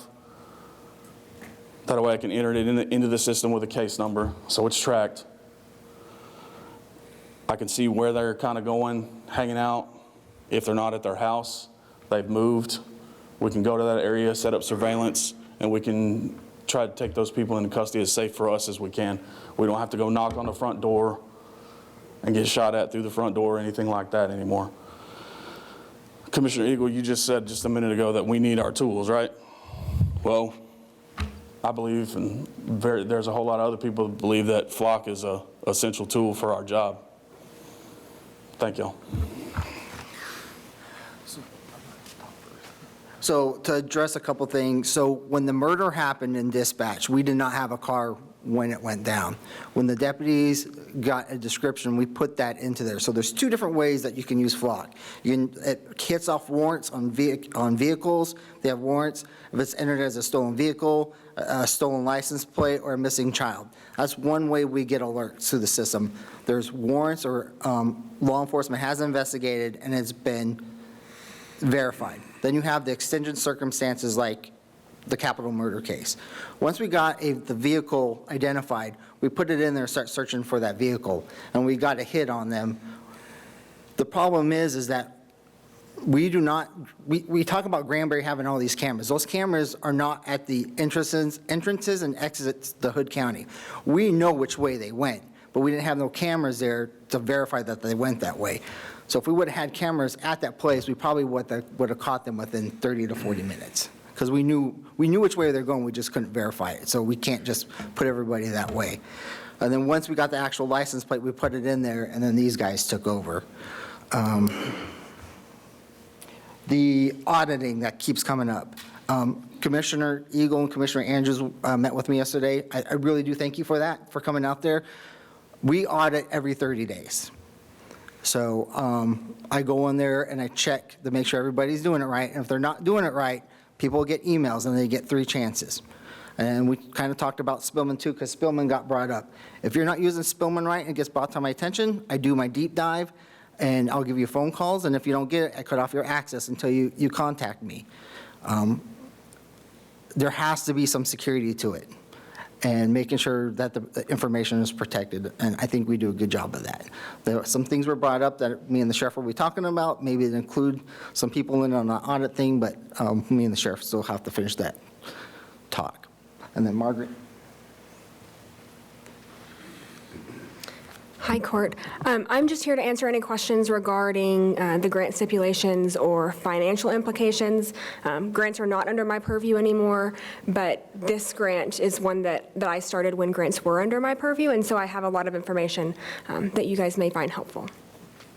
Specifically in regards to the financial implications moving forward, the financial implications, it's $3,000 per flock camera, and then we also have a flock OS, an operating system, and a flock 911 system, all wrapped into this grant. And those recurring costs, we are allowed to apply for an upcoming grant again in future years. In fact, when we were down speaking on behalf of this grant, several other agencies were applying for the recurring fee. The caveat to that is if we don't get the grant, Flock is a 12-month annual contract. So if we do not get the grant in the upcoming year, the court could rescind the Flock contract and the county would not be out additional funds. That's one of the safeguards. We're not committing the court to spending funds in the future. I was noticed very quickly here is that the Flock camera was used to locate the movement of and maybe locate where the car was at the time, but that the law enforcement then always used the information and got a valid search warrant from a magistrate. Is that correct? I'd like to speak to that. That's what safeguards everybody. Yes, sir. Like I said just a minute ago, after we identified the girlfriend, we were able to identify her vehicle. Because we knew that, or because we had credible information, he was traveling with her in an attempt to avoid law enforcement. We were able to set up on a general area. I had lots of extra people helping me go through all the different hotels in Las Vegas Trail area. There's, between Las Vegas Trail and Cherry, there's probably, conservatively thinking, it's probably 12, 14 hotels. None of them are going to be 5-star hotels. They're not always going to be friendly when you go in and ask, hey, is so-and-so here, is so-and-so here? We actually had to see him in the hotel room. We did obtain a search warrant. That's how we were able to get him into custody, and the three other people with him. That's what I'm saying. So you don't just use the Flock cameras to effectuate arrest. No, sir. That's what I'm saying. So, you know, Mr. Harrell, I agree with you what you're saying about it, but that's why we got a magistrate to keep us from unreasonable searches and seizures. I, as an attorney and a county attorney, I do that all the time. I'm looking at cell phones. They'll come up to me and they have an affidavit. I make a determination. Is it reasonable?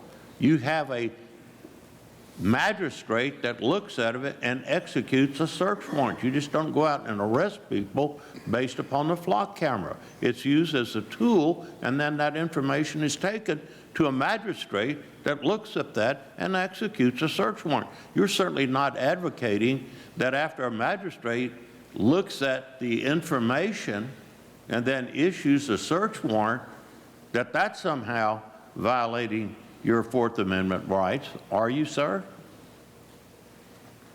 I'm asking you, Mr. Harrell. I'm advocating the position of the Republican Party of Texas, and for me, this is very much a principal issue, and I understand everything that's been... Could you come up to the mic, please? I'll sit down. Say that again, please.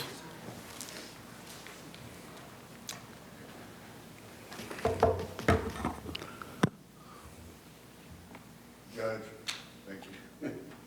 I'm not advocating for this legally or not legally, whether legal procedures are followed or not followed. This, for me, and my position, is very much a principled issue.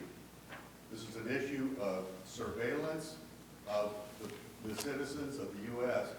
And the point that I would make is that I very much would doubt whether, and I cited this at the end of my talk earlier, that Colonel Travis, Jim Bowie, Davy Crockett would have laid down, it was not a safety issue for them, it was a liberty issue for them in the Alamo. And this is a liberty issue, very much principled, and that's how the Republican Party of Texas approaches this issue. That's why those citations from the platform are in there. We oppose the surveillance of the citizens. Thank you. Well, that didn't answer my question, but we're pretty far removed from the Alamo and Davy Crockett to using the flock camera to get some evidence and present it to a magistrate who then makes the determination whether or not to issue a search warrant. That's what has been testified here to, and that's what they say that's happened here. That's the whole basis of the U.S. Constitution and the state constitution, is to prevent us from having unreasonable searches and seizures by taking it to a magistrate and see if there's probable cause to issue a search warrant. That's protecting your rights. Anyway, so you have something else Yes, you want to say? I was going to, did you say Sean or? I would just add this, that the most that we deal with, and we have SOPs in place for this, are warrants on vehicles, stolen plates, missing people. That's what we get the hits on. The only time we start looking for vehicles is in exigent circumstances, capital murder cases, assaults, DUIs that have been verified, right? We're not, I get it's a 30-day database that the people are. How about kidnapping and silver alerts? Can the system be abused? Yes, we had a whole long discussion about this. But hopefully we got the checks and balances in place to make sure that is not happening. And in the end, the courts are going to figure this out, which way to go. I have a couple of concerns, and the grant, and as it's stated on the agenda, is for catalytic converter motor vehicle crime prevention, of which the county had 1 in 2024 and 6 in 2023. It's really odd to me, kind of makes me think about some recent things happening at the federal level, why we would receive a grant when our history of what the grant is for is showing a decrease. I also have some concerns. It sounds like the case law is not settled on this as far as constitutionality. We're talking about lots of other crimes, not just catalytic converter, which is what the grant is stated for. I'm concerned about the liability we are exposing our county to in the event of Fourth Amendment lawsuits. We may need an Attorney General opinion on this, Mr. Mills. I'm also concerned about the ongoing cost. So it's $3,000 per camera, 26 cameras, that's $72,000. That's outside of this current grant. The current grant is to purchase 24 cameras, plus the $38,000 that Ms. Campbell mentioned. That's $110,000 annually that will need to be paid. And if we increase, which I don't know what the goal is our goal to have 48 cameras in the county, 72 cameras in the county, and each time we go up, those maintenance costs will increase. Yes, they can be applied for, but we're relying on the legislature to continue with this grant, or we end up, as was mentioned, we can turn off the contract with Flock, but then we have what I call, and some of you that are close to my age may remember, dumb terminals. We'll have dumb cameras all over the county that are doing nothing because they're not connected to any system. So those are my concerns. think we, from the liability perspective on ongoing litigation and with the legislation that's pending, we may need an Attorney General opinion on this. So First of all, it's going to cost $21,833 for 1 year for these cameras. And depending upon what information these cameras get lawfully by getting search warrants, like they've done in this capital murder case where they got these 4 suspects, we will then have the opportunity to make an evaluation if it's proven as a good law enforcement tool that has benefited the citizens of Hood County in apprehending dangerous criminals, or apprehending and recovering kidnapping victims or elderly persons, if it's really done a good job in 12 months for $21,833, we can take another vote and see if we want to renew it. And if we don't get a grant, and if it jumps up to where we're going to have to pay significantly more, then we have to look at what the results were of the flock cameras versus what it would be. Let's say it's going to be additional $72,000. If it saved one young girl or one young boy's life, I say it's worth it. Amen.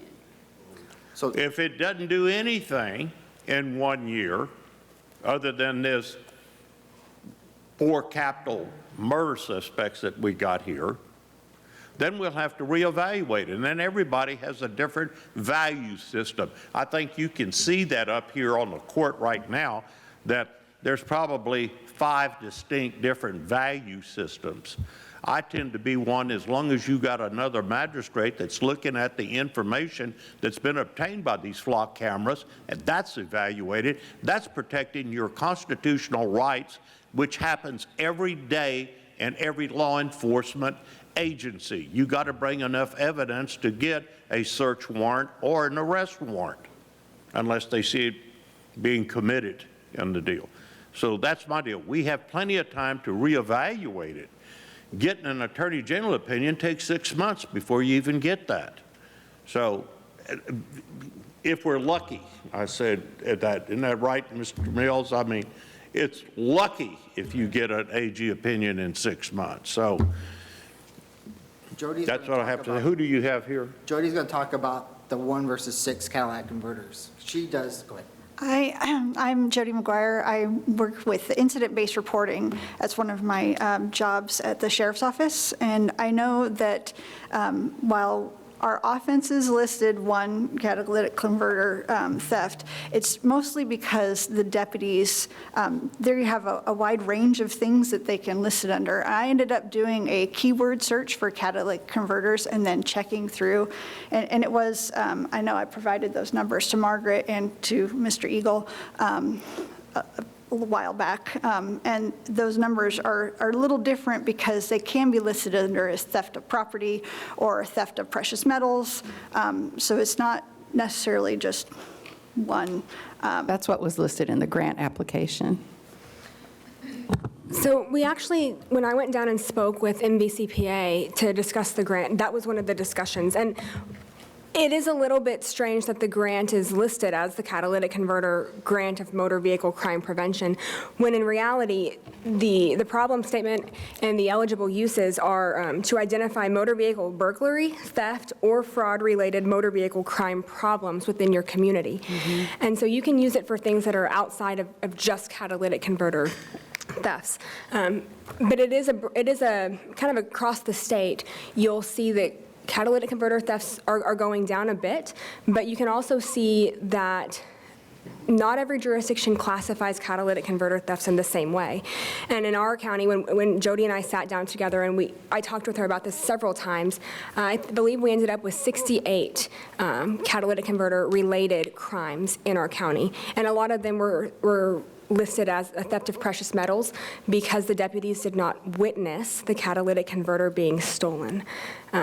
68 over what time period? I'd have to go back and grab my notes. That was 4 years. I'd have to go back and grab my notes to confirm. Well, I'm telling you because she gave me the numbers. Okay. That's 4 years. So Can I add? this is, go ahead, what do you got? I was just going to add one more thing, and that is that when I was down at the meeting, we actually got to hear from one of the majors and one of the captains at DPS, and they talked about their observations over the past several years. And with the border situation the way it is, they know that catalytic converter thefts are going down, because rather than having to cut catalytic converters off of vehicles, the bad actors, so to speak, are driving the vehicles to Mexico and taking care of business there. And that's not just an assumption, it's an observation that they've been able to prove. And so that's part of what these cameras are going to do, is to help prevent vehicles from making it all the way to Mexico and in turn reduce theft overall. So let me summarize. And I think we still got a motion on the table, but on October 8th court, this was brought to us as a catalytic converter. That's what it said. That's what the agenda item said. Now we're being told, well, no, it's not really about, and I heard that on October the 8th.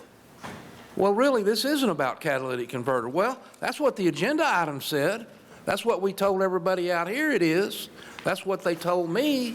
That's what this resolution says that they signed off on. It was during that court that I learned it was a whole lot more than a catalytic converter. Remember that?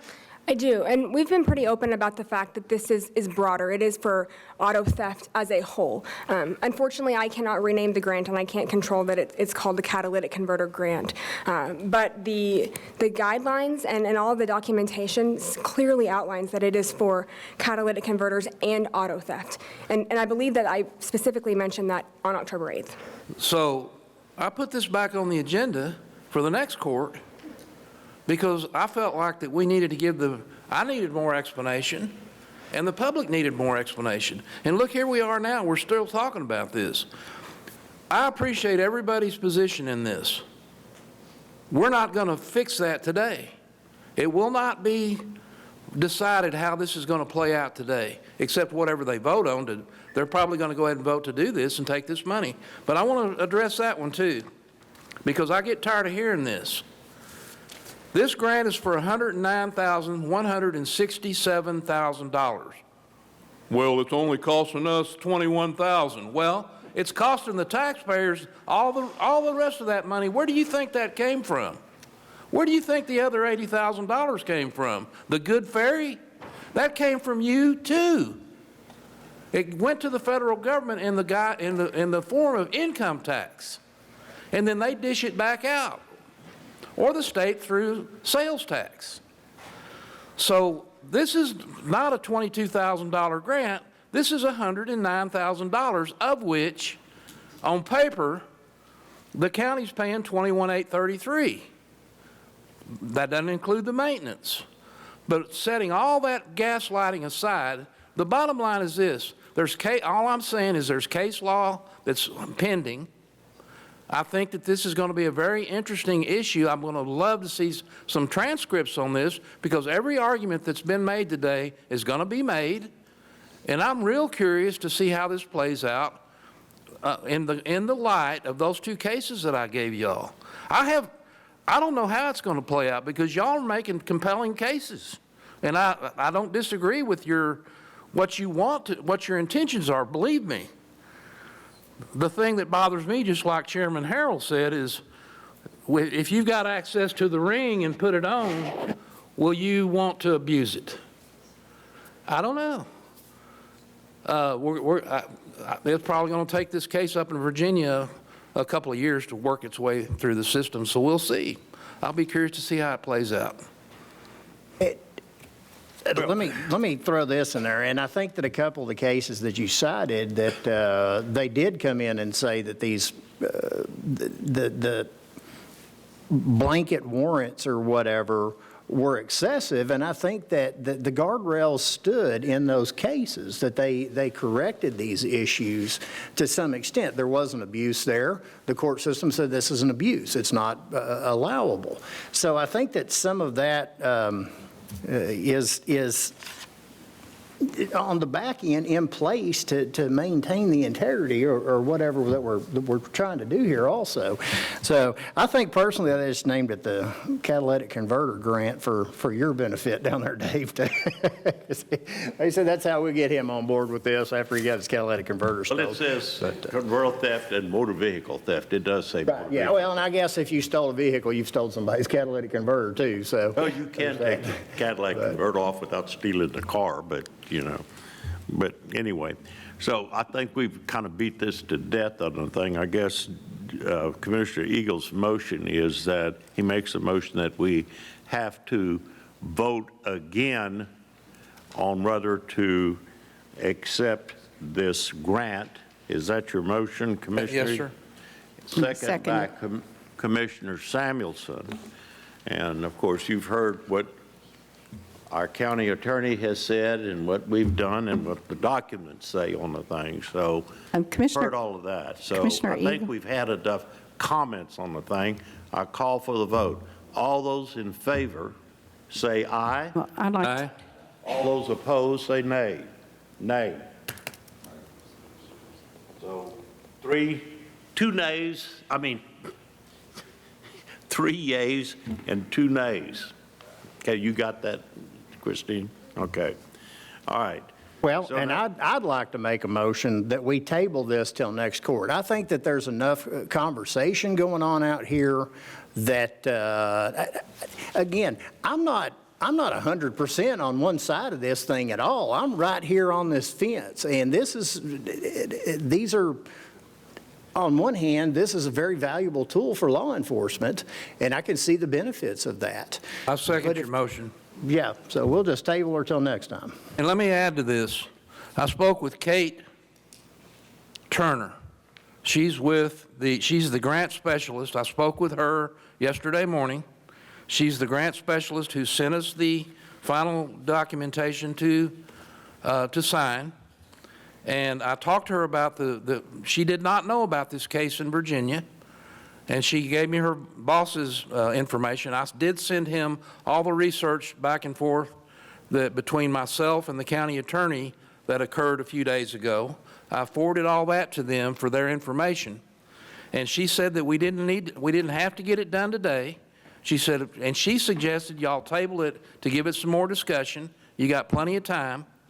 And so we're not under any crunch if we table this to the next court. And she said if we needed to, they would even consider giving us an extension on it.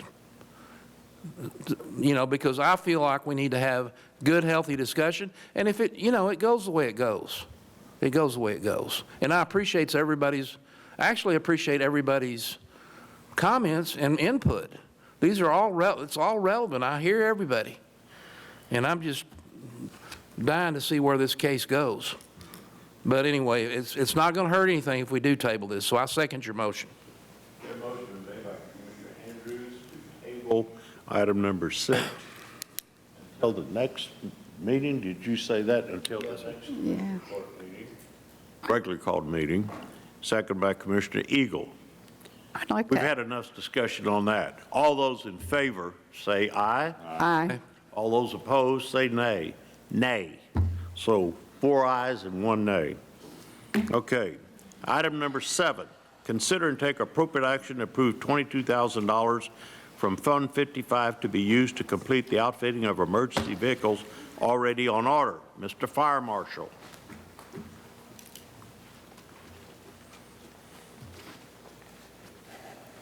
Judge, Commissioners, so this goes back to our large vehicle purchase that we made some time ago. As the trucks are getting built, we've realized that there was some shortfalls on that. So I'm requesting an additional $22,000 to complete those builds. Okay. Motion to approve $22,000 from Fund 55 to be used to complete the outfitting. I've got a question. Oh. Yes, sir. Where is the increase from what was budgeted to begin with? And why? So when we were putting this motion through, there was some miscommunication that had taken place. we were using some numbers based on early estimates and not the final estimates. So one of the vehicles I had to trim back on to be able to get the orders in. And this is all the items that we had to trim off of that vehicle to make it functional. I would suggest, in future, you have a final number, not a possible number. Yes, sir. That was the intent. We just had some cross communications in that process. Okay. Yeah, I'll second Dave's motion. Okay, a motion made by Commissioner Eagle to approve $22,000 from Fund 55 to complete the outfitting of the emergency vehicles already on order, second by Commissioner Andrews.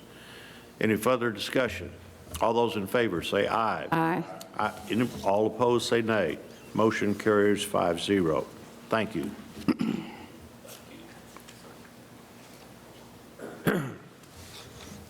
Okay. Item number 8, consider and take appropriate action to increase the fire marshal deputy salary budget $21,700 from contingency. This salary mirrors deputy recruit pay while the candidate is in police academy to attain the TCO certification. Upon attainment of the certification, the current deputy fire marshal will retire and this employee will fill this position. Yes, sir. So, first note, I need to make an amendment to that after speaking to Ms. Matlock. I'd actually added this agenda item before her and I had a chance to clarify. I need to amend that number to 23,000. 23,000? Yes, sir. Even? Yes, sir. Okay. It was 22 and change, but. Okay. I got you. Contingency, the balance in contingency is, what is Okay, it? and this is for John Hurley. 800,000. He's been an employee here. Is that who the candidate is? Yes, sir. So he currently works for me part-time. He's been here employed at the county for well over 10 years. Okay. You got him. I know him well. He was the IT director at one point too, doesn't he? Dispatch, I believe. I mean dispatch, yeah. Yes, sir. Dispatch, yeah. Dispatch. All right, do I hear a motion? Yes, I move that we approve the increase of the fire marshal deputy salary budget to $23,000 from contingency. This salary mirrors the recruit pay while the candidate is in police academy to obtain the TCO certification. Second. Okay, motion made by Commissioner Wilson to increase the fire marshal deputy salary budget by $23,000, second by Commissioner Eagle. All those in favor, say aye. Aye. All opposed, say nay. Motion carries 5-0. Thank you, sir. Hey, Judge, I'm at my 2-hour limit. Can we take a, All right, at this time, Take at a minute. 11 o'clock, we're going to take a No break. 10-minute break. I got to take one. 11:18, we're back in session. Item number 9, discuss and take appropriate action to enter into an interlocal cooperation agreement with Tillman County Law Enforcement with Trust Oklahoma to provide housing and care of certain Hood County inmates. Sheriff Deeds. Judge, Commissioners, we're always on the lookout for another jail that will take on extra inmates as the future keeps going on like it is with not knowing day to day where if I'm going to be able to keep them in Johnson County, Somerville, or Erath. And, Brown County has already said they can't hold anymore. Parker County can't hold anymore. So we're searching all over. And so Tillman County, Oklahoma, they said they'll hold them and be glad to do it. And they said they were so happy to have our business, they'd meet us halfway. So like at Jacksboro to pick them up. And the cost is $50 per day. So that's way cheaper than anything we've found here in Texas. So that's why I put this one on. Where this actually is over the border past Wichita Falls. But if they meet us halfway for picking up and dropping off people, I think that's a good It's a 3.5-hour trip, one way, without them meeting us. So this has been to the county attorney. He has looked it over. So here it is. Okay. Do I hear a motion? Make a motion to enter into an interlocal cooperation agreement with Tillman County Law Enforcement Trust, Oklahoma, to provide housing and care for certain Hood County inmates. Second. Motion been made by Commissioner Samuelson to enter into an interlocal cooperative agreement with Tillman County Law Enforcement and Trust Oklahoma to provide housing and care for Hood County inmates, second by Commissioner Andrews. Any further discussion? All those in favor say aye. Aye. All opposed say nay. Motion carries unanimously 5-0. Thank you. Item number 10, discuss and take appropriate action to enter into an interlocal cooperation agreement with Burnett County to provide housing and care of certain Hood County inmates. Sheriff Deeds. So Burnett is down south of Lamb Passes, so that's going to be a little bit of a road trip. But they built a big enough jail when they built a bigger jail with the intent of being able to take on these people for counties like us that don't have enough room. They want $80 per inmate per day. And the county attorney has looked over this contract too. Okay.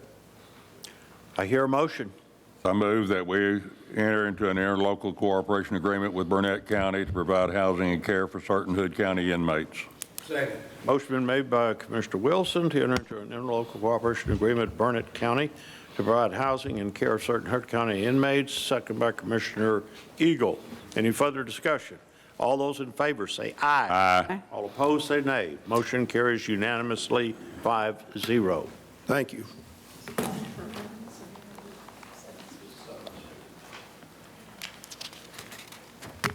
Okay, item number 11, discuss and take appropriate action to acknowledge the June 8th, 2021 tax abatement agreement between Hood County and Yellow Viking Development 1 LLC is no longer an active agreement as the obligations of the agreement were not met. Commissioner Samuelson. Yes, I put this on the agenda. As you can see from the attachment, the construction was supposed to have been complete by 12/31/2024. There has not been any construction to date, and upon checking with the appraisal district, there is no property in the county that is currently owned by Yellow Viking Development 1 LLC. So this is a formality to make it transparent that there is no longer an active agreement. Okay, we have 7 speakers that have lined up to speak on this deal. So let's get this started here. I hope you don't use 5 minutes apiece. But the first speaker is Peter Wolf.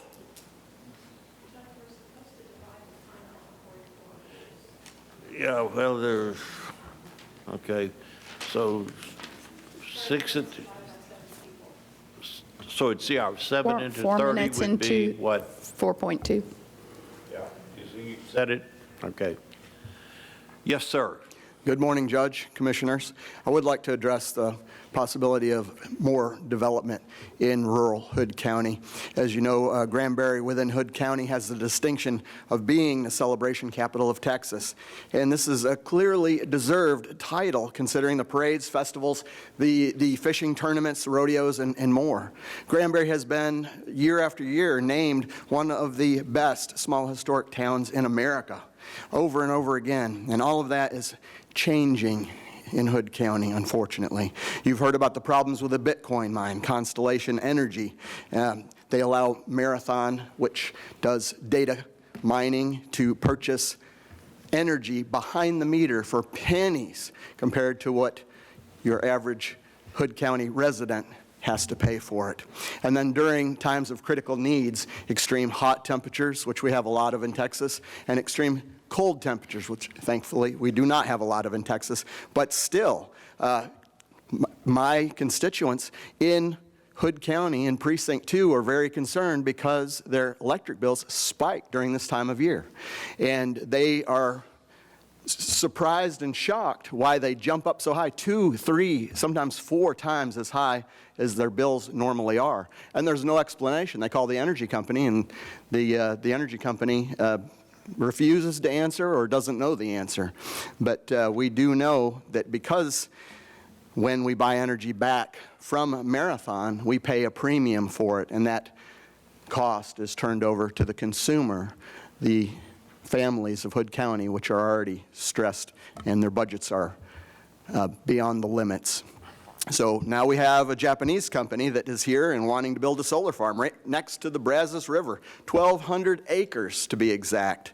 This company is known for selling Texas gas and other energy to other countries at the expense of Hood County residents. This forested land is currently home to nature, birds and other animals, and of course many trees, and this is all going to be completely raised, which will contribute a considerable amount of runoff into the Brazos River. And at the very least, environmental studies should be done. This area is home to the bald eagle, which is a protected species. This area is home to the nesting yellow-cheeked warbler, which is an endangered species. Nobody's talking about this. These are animals that are calling this area home, and I think we're more concerned about bringing big business into this area, which they're calling an industrial area. This is not an industrial area. These are residential homes. These are farms. These are ranches. These are where people are trying to raise their children. And unfortunately, Constellation and Marathon have not been good neighbors. The sound pollution in the area, the blow-off from the gas plant that wants to build more gas-fired generators in the area is a constant source of annoyance and health concerns in the area. And it doesn't stop there. Aqua Water has petitioned TECQ to dump thousands of gallons of wastewater a day into our lake, which is a huge, we exist because we are a wonderful city on a lake, which if we continue to allow this type of pollution in our area, I'm afraid we will be known not for the celebration capital of Texas, but as the pollution capital of Texas. Air pollution, water pollution, noise pollution. Another data mining center has just purchased a huge tract of land in Toller, Texas. Hood County is ranked 241 out of 254 counties according to size. And these industries are lying to TECQ by telling them that, oh, the residents are perfectly fine with us locating there. Oh, look, there's industry. There's power generation that's already there. It's just one more plant, not a big deal. We need your help, commissioners, judge. I'm asking you. My neighbors are begging you, please don't ruin their homes. When these companies approach this court, please demand environmental studies be done. Look at the wildlife that's in the area. Our Texas rural areas here in Hood County are rich with wildlife. Let's not disregard that for financial gain. Prior to making any decision, let's call a town hall and hear from the residents, the people that live here. We have 7 speakers on this subject, and I'll be brief, but we have that many speakers because this is a huge concern. And it's not just the rural residents. Pecan Plantation is right across the Brazos from this, and they have to deal with this mess as well, unfortunately. And at the very least, let's not give them a tax break to destroy our Texas beauty in rural Hood County. These industries need to prove before they are decided on, they need to prove that they will be good neighbors for the residents of Hood County. Thank you so much for your time. Okay. The next speaker is Jessica Hall.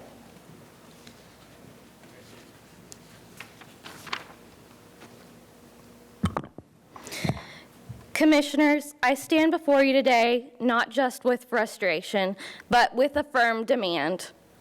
Rescind the tax abatement you granted for this utility-scale solar facility in Bess, also known as Osaka Gas USA, Yellow Viking Development 1, and River Lily Solar in Bess. Let's be clear.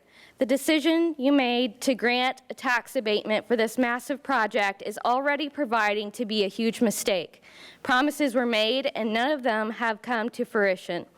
whether that be job creation, economic benefits, or other obligations. It's your responsibility to fix this issue that has been hanging over the county and residents' head for well over 6 years. The beginning of which I believe started back in 2014, more than a decade ago.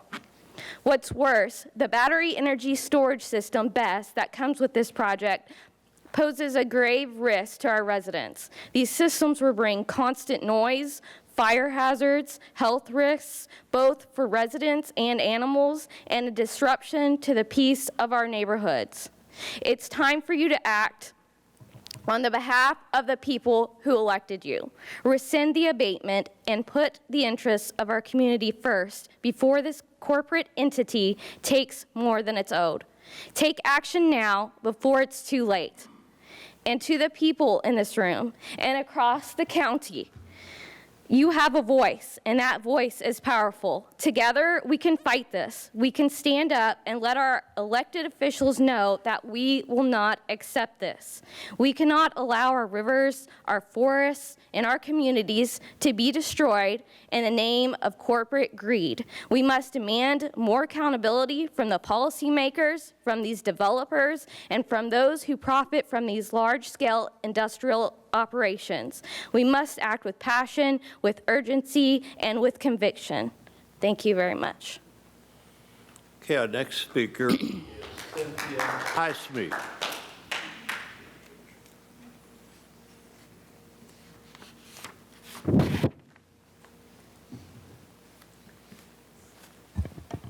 Yes, my name is Cindy Highsmith, and I live in Pecan Plantation. And when this abatement agreement came before the court, I didn't live here. And when I became aware of it was when Yellow Viking Development 2 came before the court and was asking for an abatement. And they were asking for an abatement for a there was Yellow Viking 1, and that was between Somerville and Hood County, and that's what this is speaking to.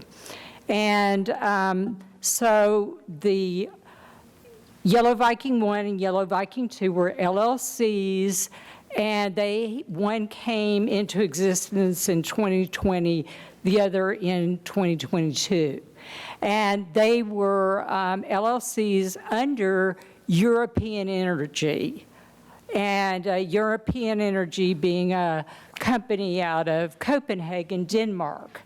Okay, so we're talking about this agreement. What happened?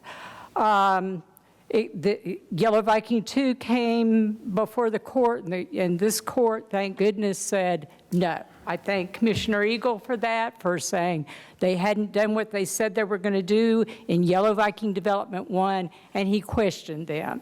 And he asked that they do a workshop. They never did it. They've never come back to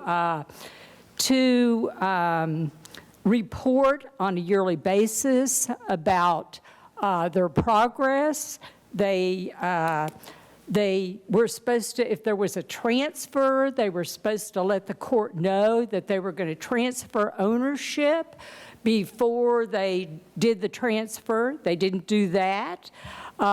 They were supposed to have completed the project at the end of last year. They didn't do that. They haven't done anything.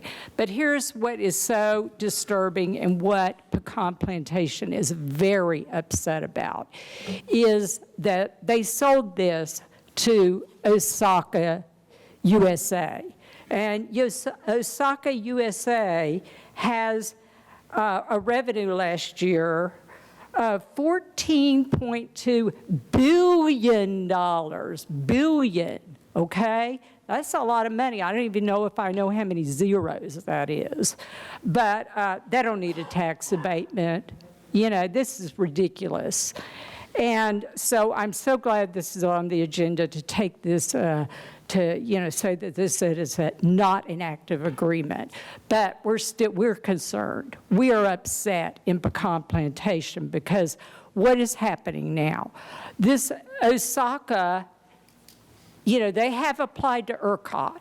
They haven't paid for the connection, but they have applied, and they've applied to the PUC, okay?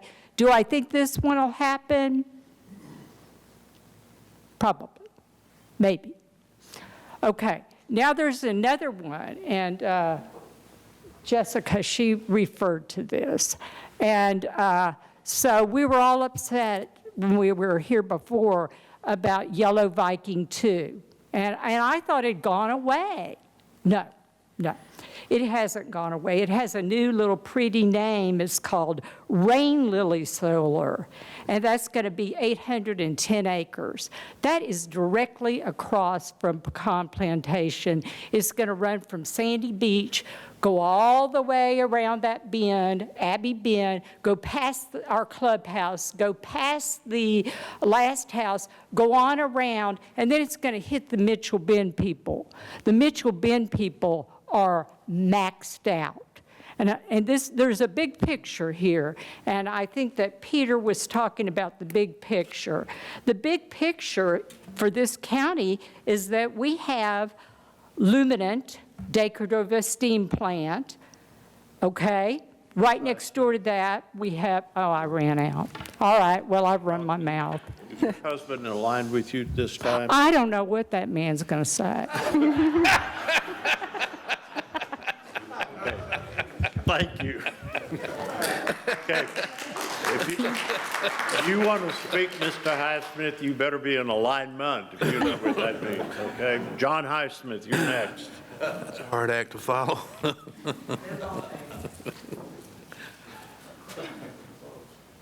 Well, good morning. I'm John Highsmith, husband of Cynthia Highsmith, live in Pecan Plantation.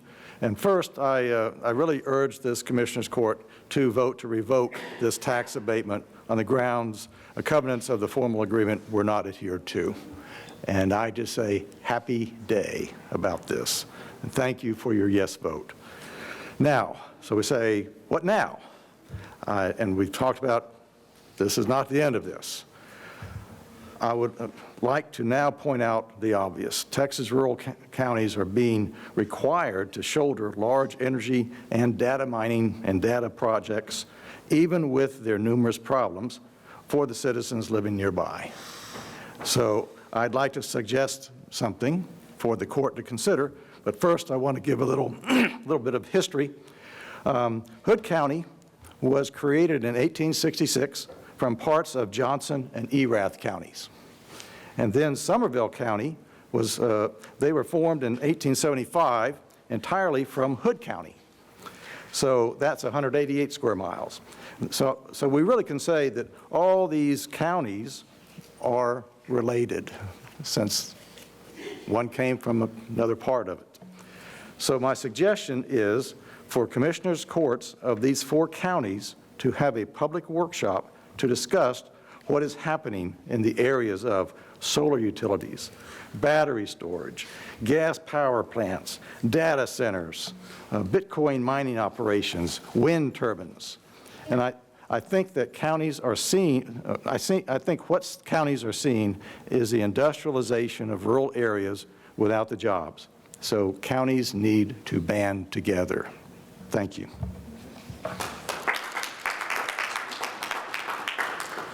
Next speaker is Robert Haben.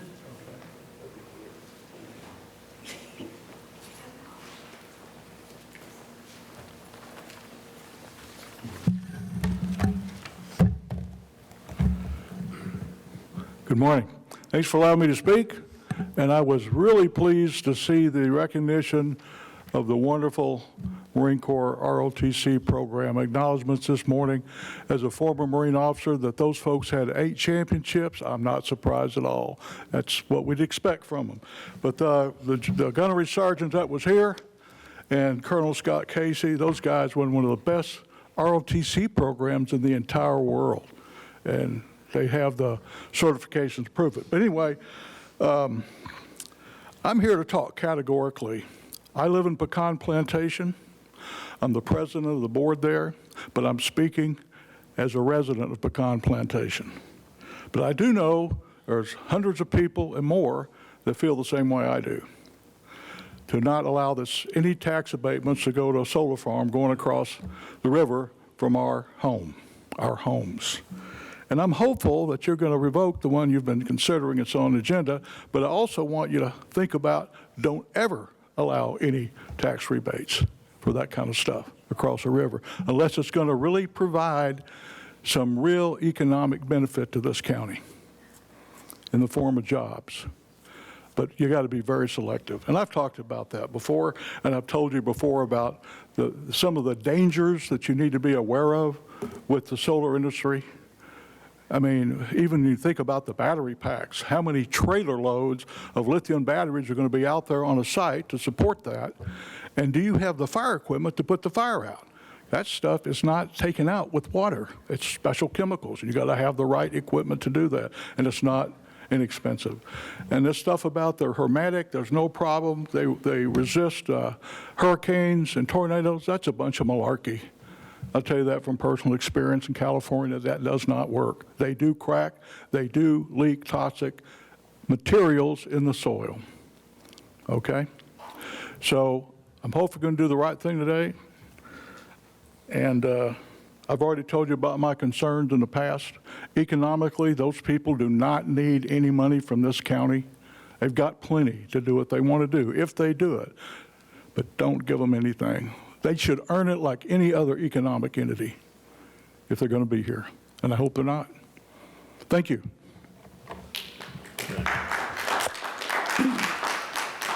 Okay, the next speaker is Clint Helton.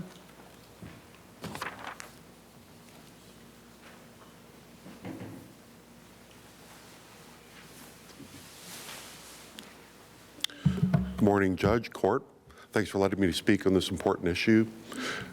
Each of you in the last election campaigned and won your elections running as Republicans.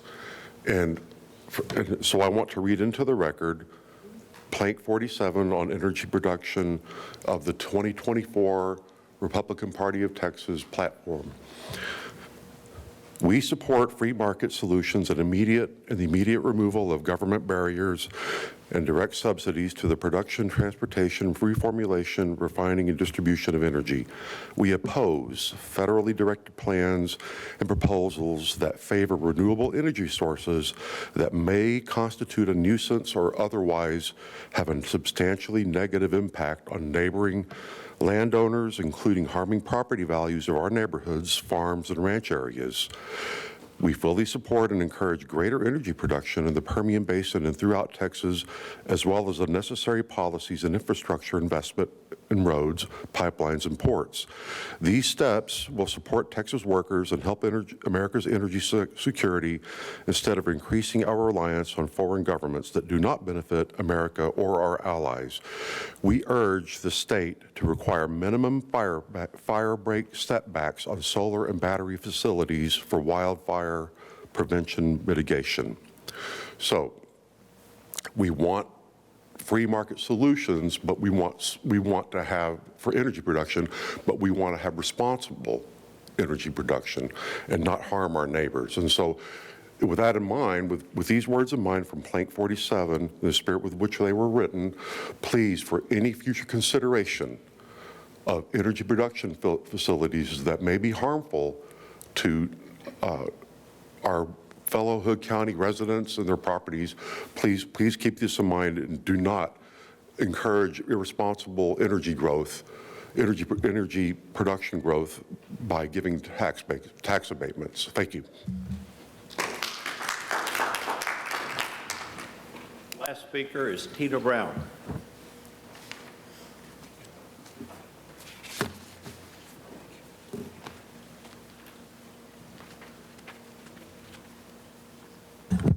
Hi, I'm glad you put this on here, just to clean house and make sure that this is a no deal. So, but I just had a question as whether or not we had given them an abatement for the few years. I mean, did they have reduced taxes since since they started, or do they get reduced taxes once they start? They Do they get reduced taxes anytime that this? They had to show a certificate of completion for the abatement to kick in. Okay, well, that's good. There is also, I wanted to mention that there is a petition being circulated. I have a copy here to ask Senator Birdwell to author or co-author or sponsor a bill to remove CH312 for wind, solar, and battery facilities.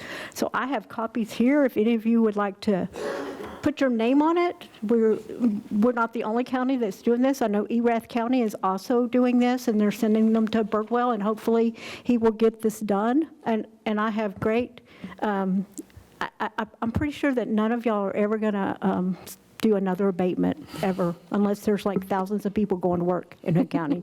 Thank you much. Thank you. Okay, that's all the speakers that we have up here. Do I hear a motion? I make a motion to acknowledge the June 8th, 2021 tax abatement agreement between Hood County and Yellow Viking Development 1 LLC is no longer an active agreement, as the obligations of the agreement were not met. Second. Made by Commissioner Samuelson. Kevin did, one of us. Acknowledge that the tax abatement agreement between Hood County and Yellow Viking Development is no longer an active agreement, as the obligations of the agreement were not met. Second by Commissioner Andrews. Any further discussion? All those in favor say aye. Aye. All those opposed say nay. Motion carries unanimously 5-0. Okay. Item number 12. Discuss and take appropriate action to modify the December 2024 approval to purchase the county attorney's office a 2024 Ford Escape. This modification will result in the purchase of a 2025 Chevrolet Equinox at a savings of over $5,000 from Fund 104 HCAD refund. Good morning, Judge, Commissioners. So the Ford Escape that we ordered ended up having a defect, and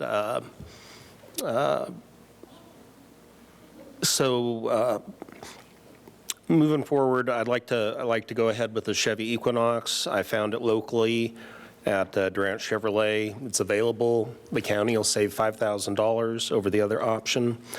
So I would ask that we modify the approval from December 20th and authorize the judge to sign all of the purchase documents. This is an easy one. Save $5,000. You're in agreement with that, Mr. Mills? Fine with me. Okay. All right. Do I hear a motion? Yes, I move that we modify the December 20th, 2024 approval to purchase the county attorney's office of 2024 Ford Escape. The modification result in within the purchase of a 2025 Chevrolet Equinox at a savings of over $5,000 from Fund 104 HCAD refund. Second. Okay, motion made by Commissioner Wilson to modify the December 2024 approval to purchase county attorney's office a 2024 Ford Escape, and the modification will result in the purchase of a 2025 Chevrolet Equinox at a saving of over $5,000 from Fund 104.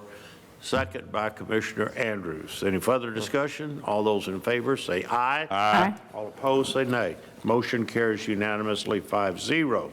Great, thank you. Item number 13, consider and take appropriate action to award RFP 2025-02, paving, drainage, and grading improvements at the Acton Annex. Choose option A or B, determine the funding source, and authorize the county judge to sign a construction contract. Mr. Tillman. Yes. So the RFP closed on Thursday, February 13th, and despite 21 downloads, we only received one bid on the project. That was from MHB Construction of Fort Worth.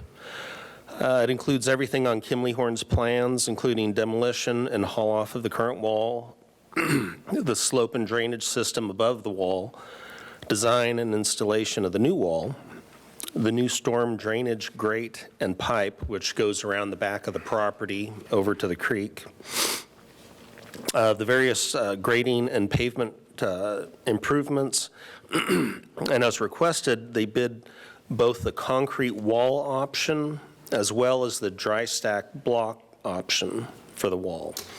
And if you take a look at the screen, you can see the two different options, how they laid out.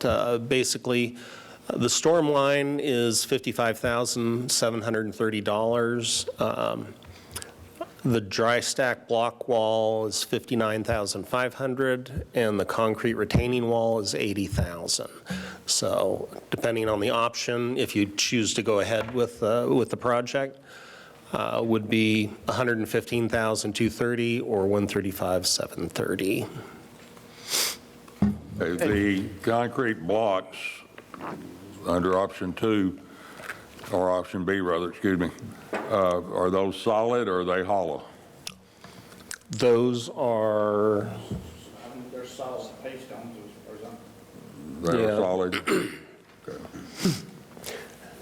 Okay. But they are solid, other than, as long as they're not cinder block. That's the concern I have.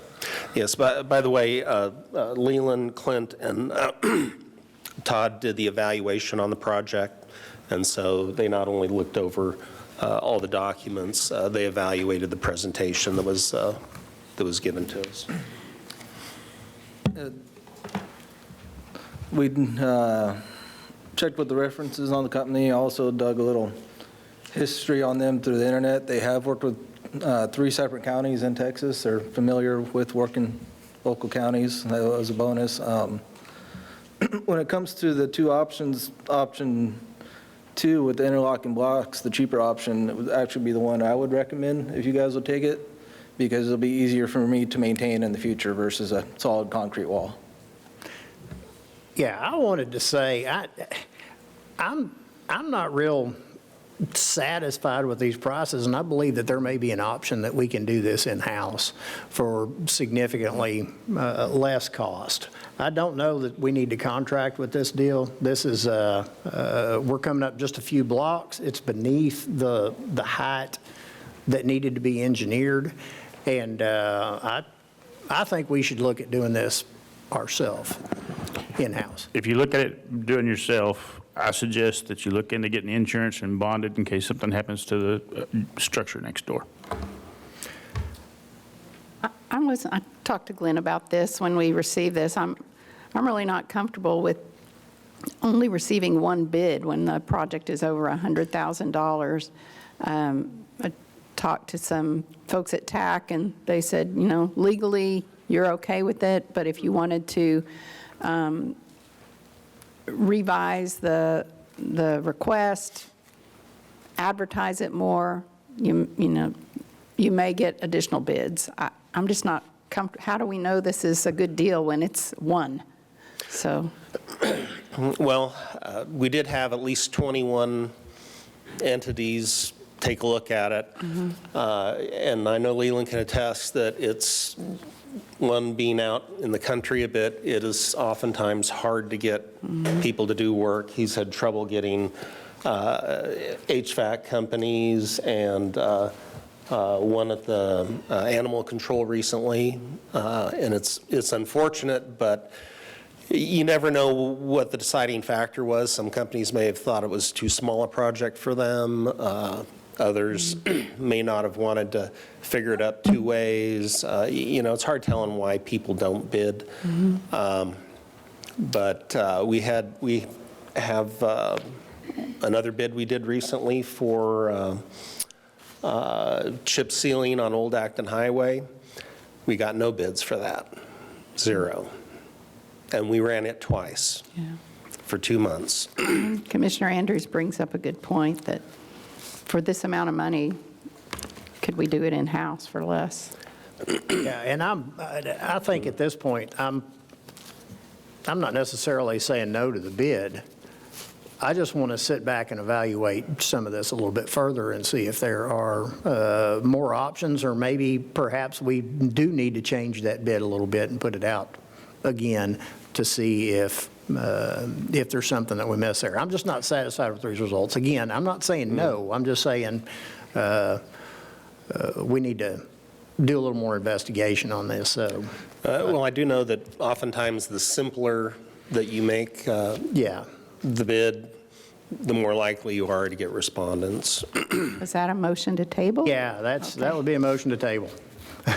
I'll second. I think we need to put it back out, try it again, see if we can't, get, some better bids, or at least, see what, is available. I mean, even though you had 21, hits on the RFP, I'm not sure we got the best deal.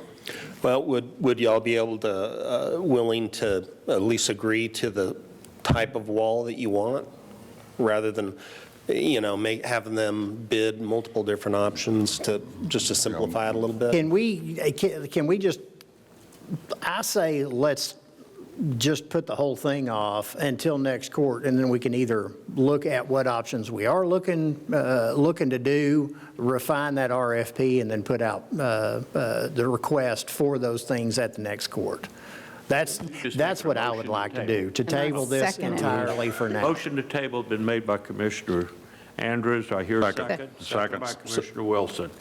Any further discussion? All those in favor say aye. Aye. All opposed say nay. Okay. Motion carries. So this bid has been rejected, correct? No, that's what I'm saying. Not necessarily rejected it, just table it. Okay. Yeah. Okay, thank you. So, okay. Okay, item 14, discuss Hood County inmate custody log, offense report, and other items related to the Hood County jail population. No action will be taken. Commissioner Eagle. Okay. Actually, I'm prepared for quite a bit of discussion on this, which I'm not going to do today.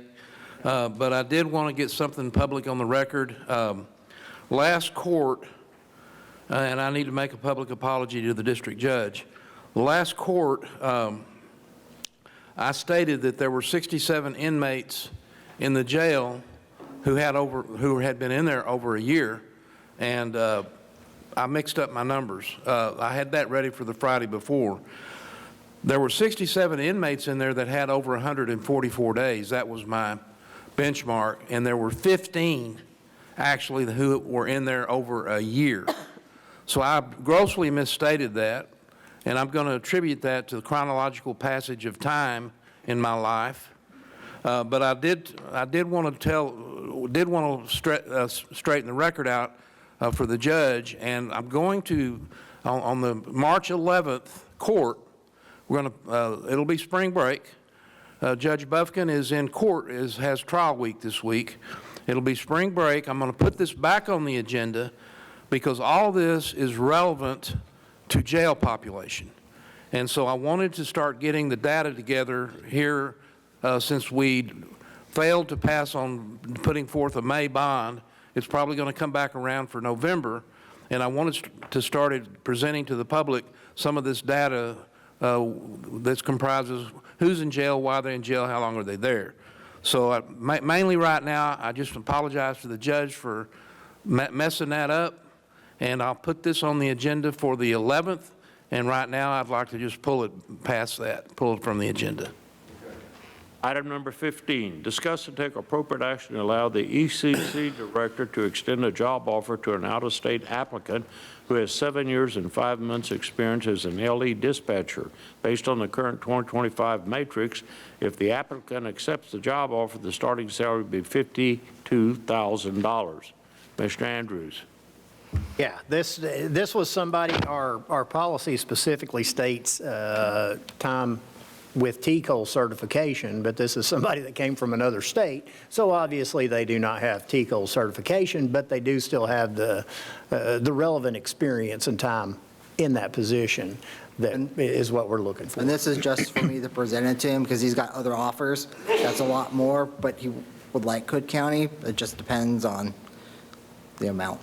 That's what it comes down to. Okay.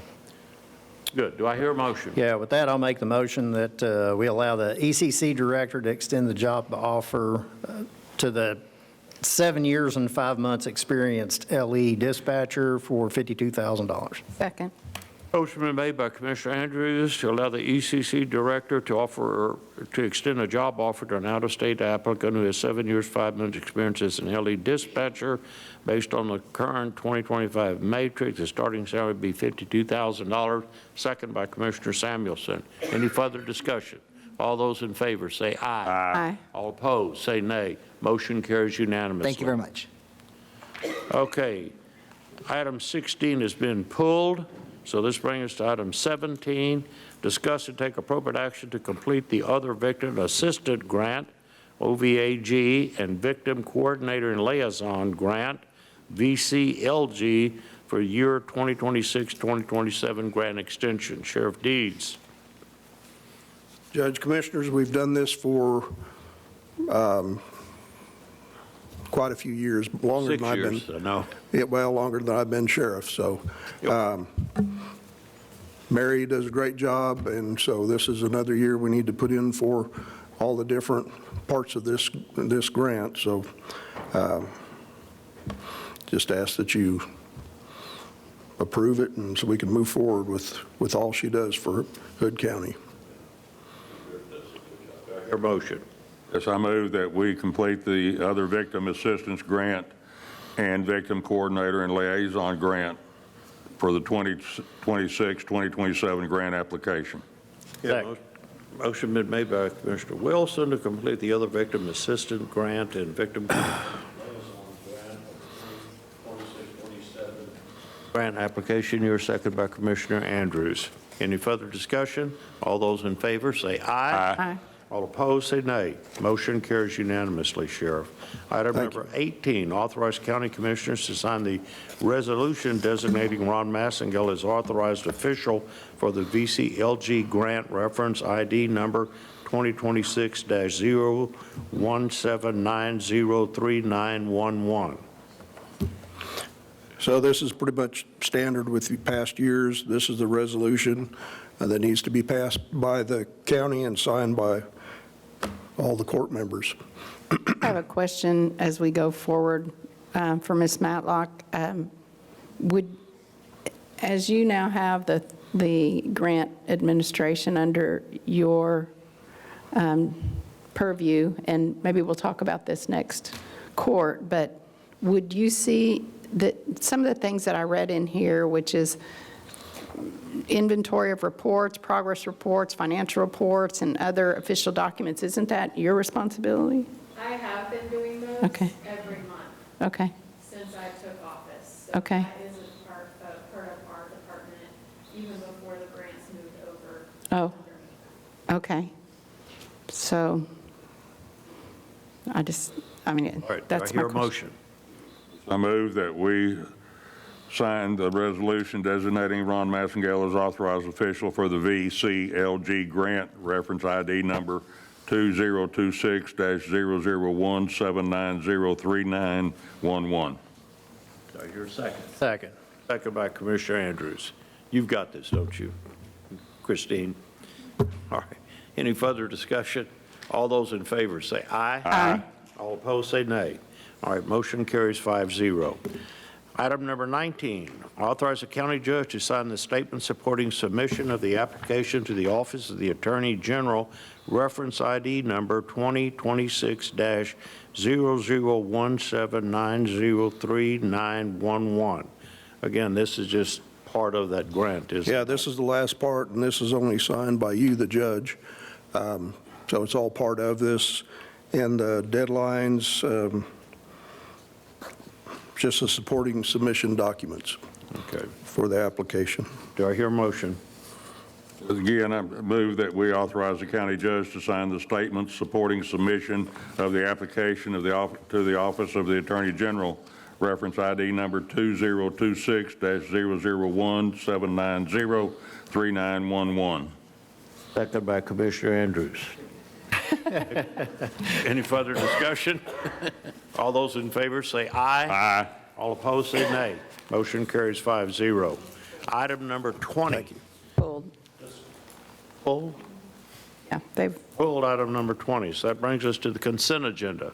Do I hear a motion regarding the consent agenda? I move that we approve the consent agenda as stated. Second.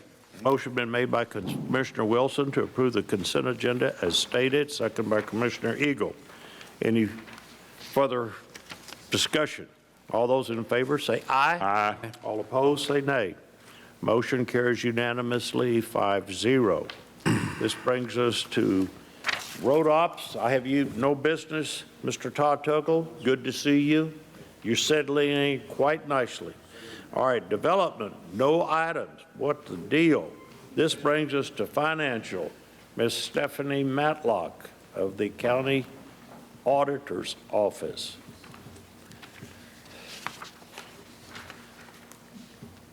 Good afternoon. Good afternoon. Okay, so we have a total of $531,341.08 of invoices that my office has reviewed and recommends that the court allow payment. Pay them? Pay them, pay the bills, Pay please. the bills. All right, do I hear a motion? Yeah, I'll make a motion to approve the certification of payment of invoices of $531,341.08. Second. Yeah, motion been made by Commissioner Andrews to pay the bills in the amount of $531,341.08, second by Commissioner Wilson. Any further discussion? Yeah, I'd just like to make sure that the citizens of Hood County are aware that part of this bill that we're paying today, $82,805 is to 2 counties for housing out-of-county inmates. $82,805. Okay, with that, all those in favor, say aye. Aye. All those opposed, say nay. Motion carries unanimously. You got anything else? Yes, sir. It's the end of the month, so we have bank reconciliations and financial reports that my office has reviewed and ask that the court accepts them. Okay. Any discussion? Hear a motion? I make a motion that we accept the monthly reports and the bank statement reconciliations as presented. Second.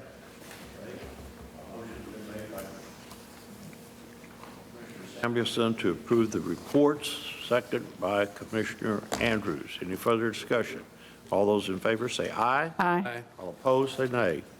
Motion carries unanimously 5-0. Thank you, Ms. Matlock. Is that number 3? Is the speaker? Item number 3. You gotta go back. Went away, didn't it?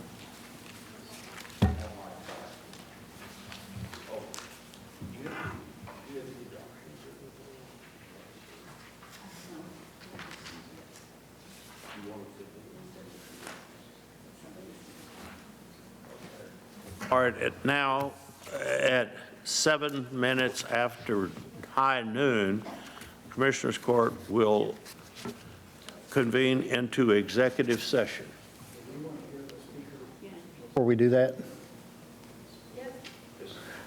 She wants to say her piece before we do that, I assure you. All right, is it Carrie Basinger, is that correct? All right, come on up and say it. I thought you were going to wait and see if we were going to do anything, but go ahead and say your speech. I'm here to speak about item 8 that you tabled for later. This is regarding the lease agreement that you have with the Hood County YMCA. It's my understanding that that's coming up for renewal, and they're currently leasing that building for $1 a month. That I do not believe, and a lot of other people believe, that is not in the best interest of the Hood County taxpayer funds for that building to be leased for $1 a month. That building could be leased for market rent or sold, and those funds could be appropriated to better serve the Hood County taxpayers. If you wanted to release that building, I understand that none of the commissioners on the court at this time negotiated that agreement roughly 10 years ago. Thankfully and hopefully that when you do consider that lease agreement for renewal or decide to sell the building, that you will think better about the use of those taxpayer funds and how they can be utilized. We hear a lot of money going out, whether for inmates or other expenses with the county, and yet we're giving that building them such a high subsidy when that building can be rented for significantly more. Inflation is at all-time high. The federal government with Dodge, they're looking to save money, and I think that Hood County should be doing the very same thing. One thing, and I won't go into much about, but there are other better partners to partner with rather than the Hood County Y that would also be better stewards of the building and better stewards toward the patrons of that business.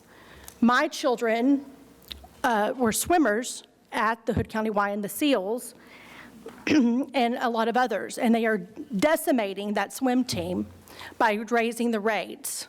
Just last month, they went up 250% for what they're charging to swim. And again, 250% with a 4-day notice of what they increased their rates to. Now, we as members pay separately for swim. That is a separate expense in its entirety. But as membership rates have also gone up, and I've read other Hood County, whether on Facebook and other avenues, people have been upset and not being able to pay what the membership rates are with the Hood County Y. My family, $100 a month.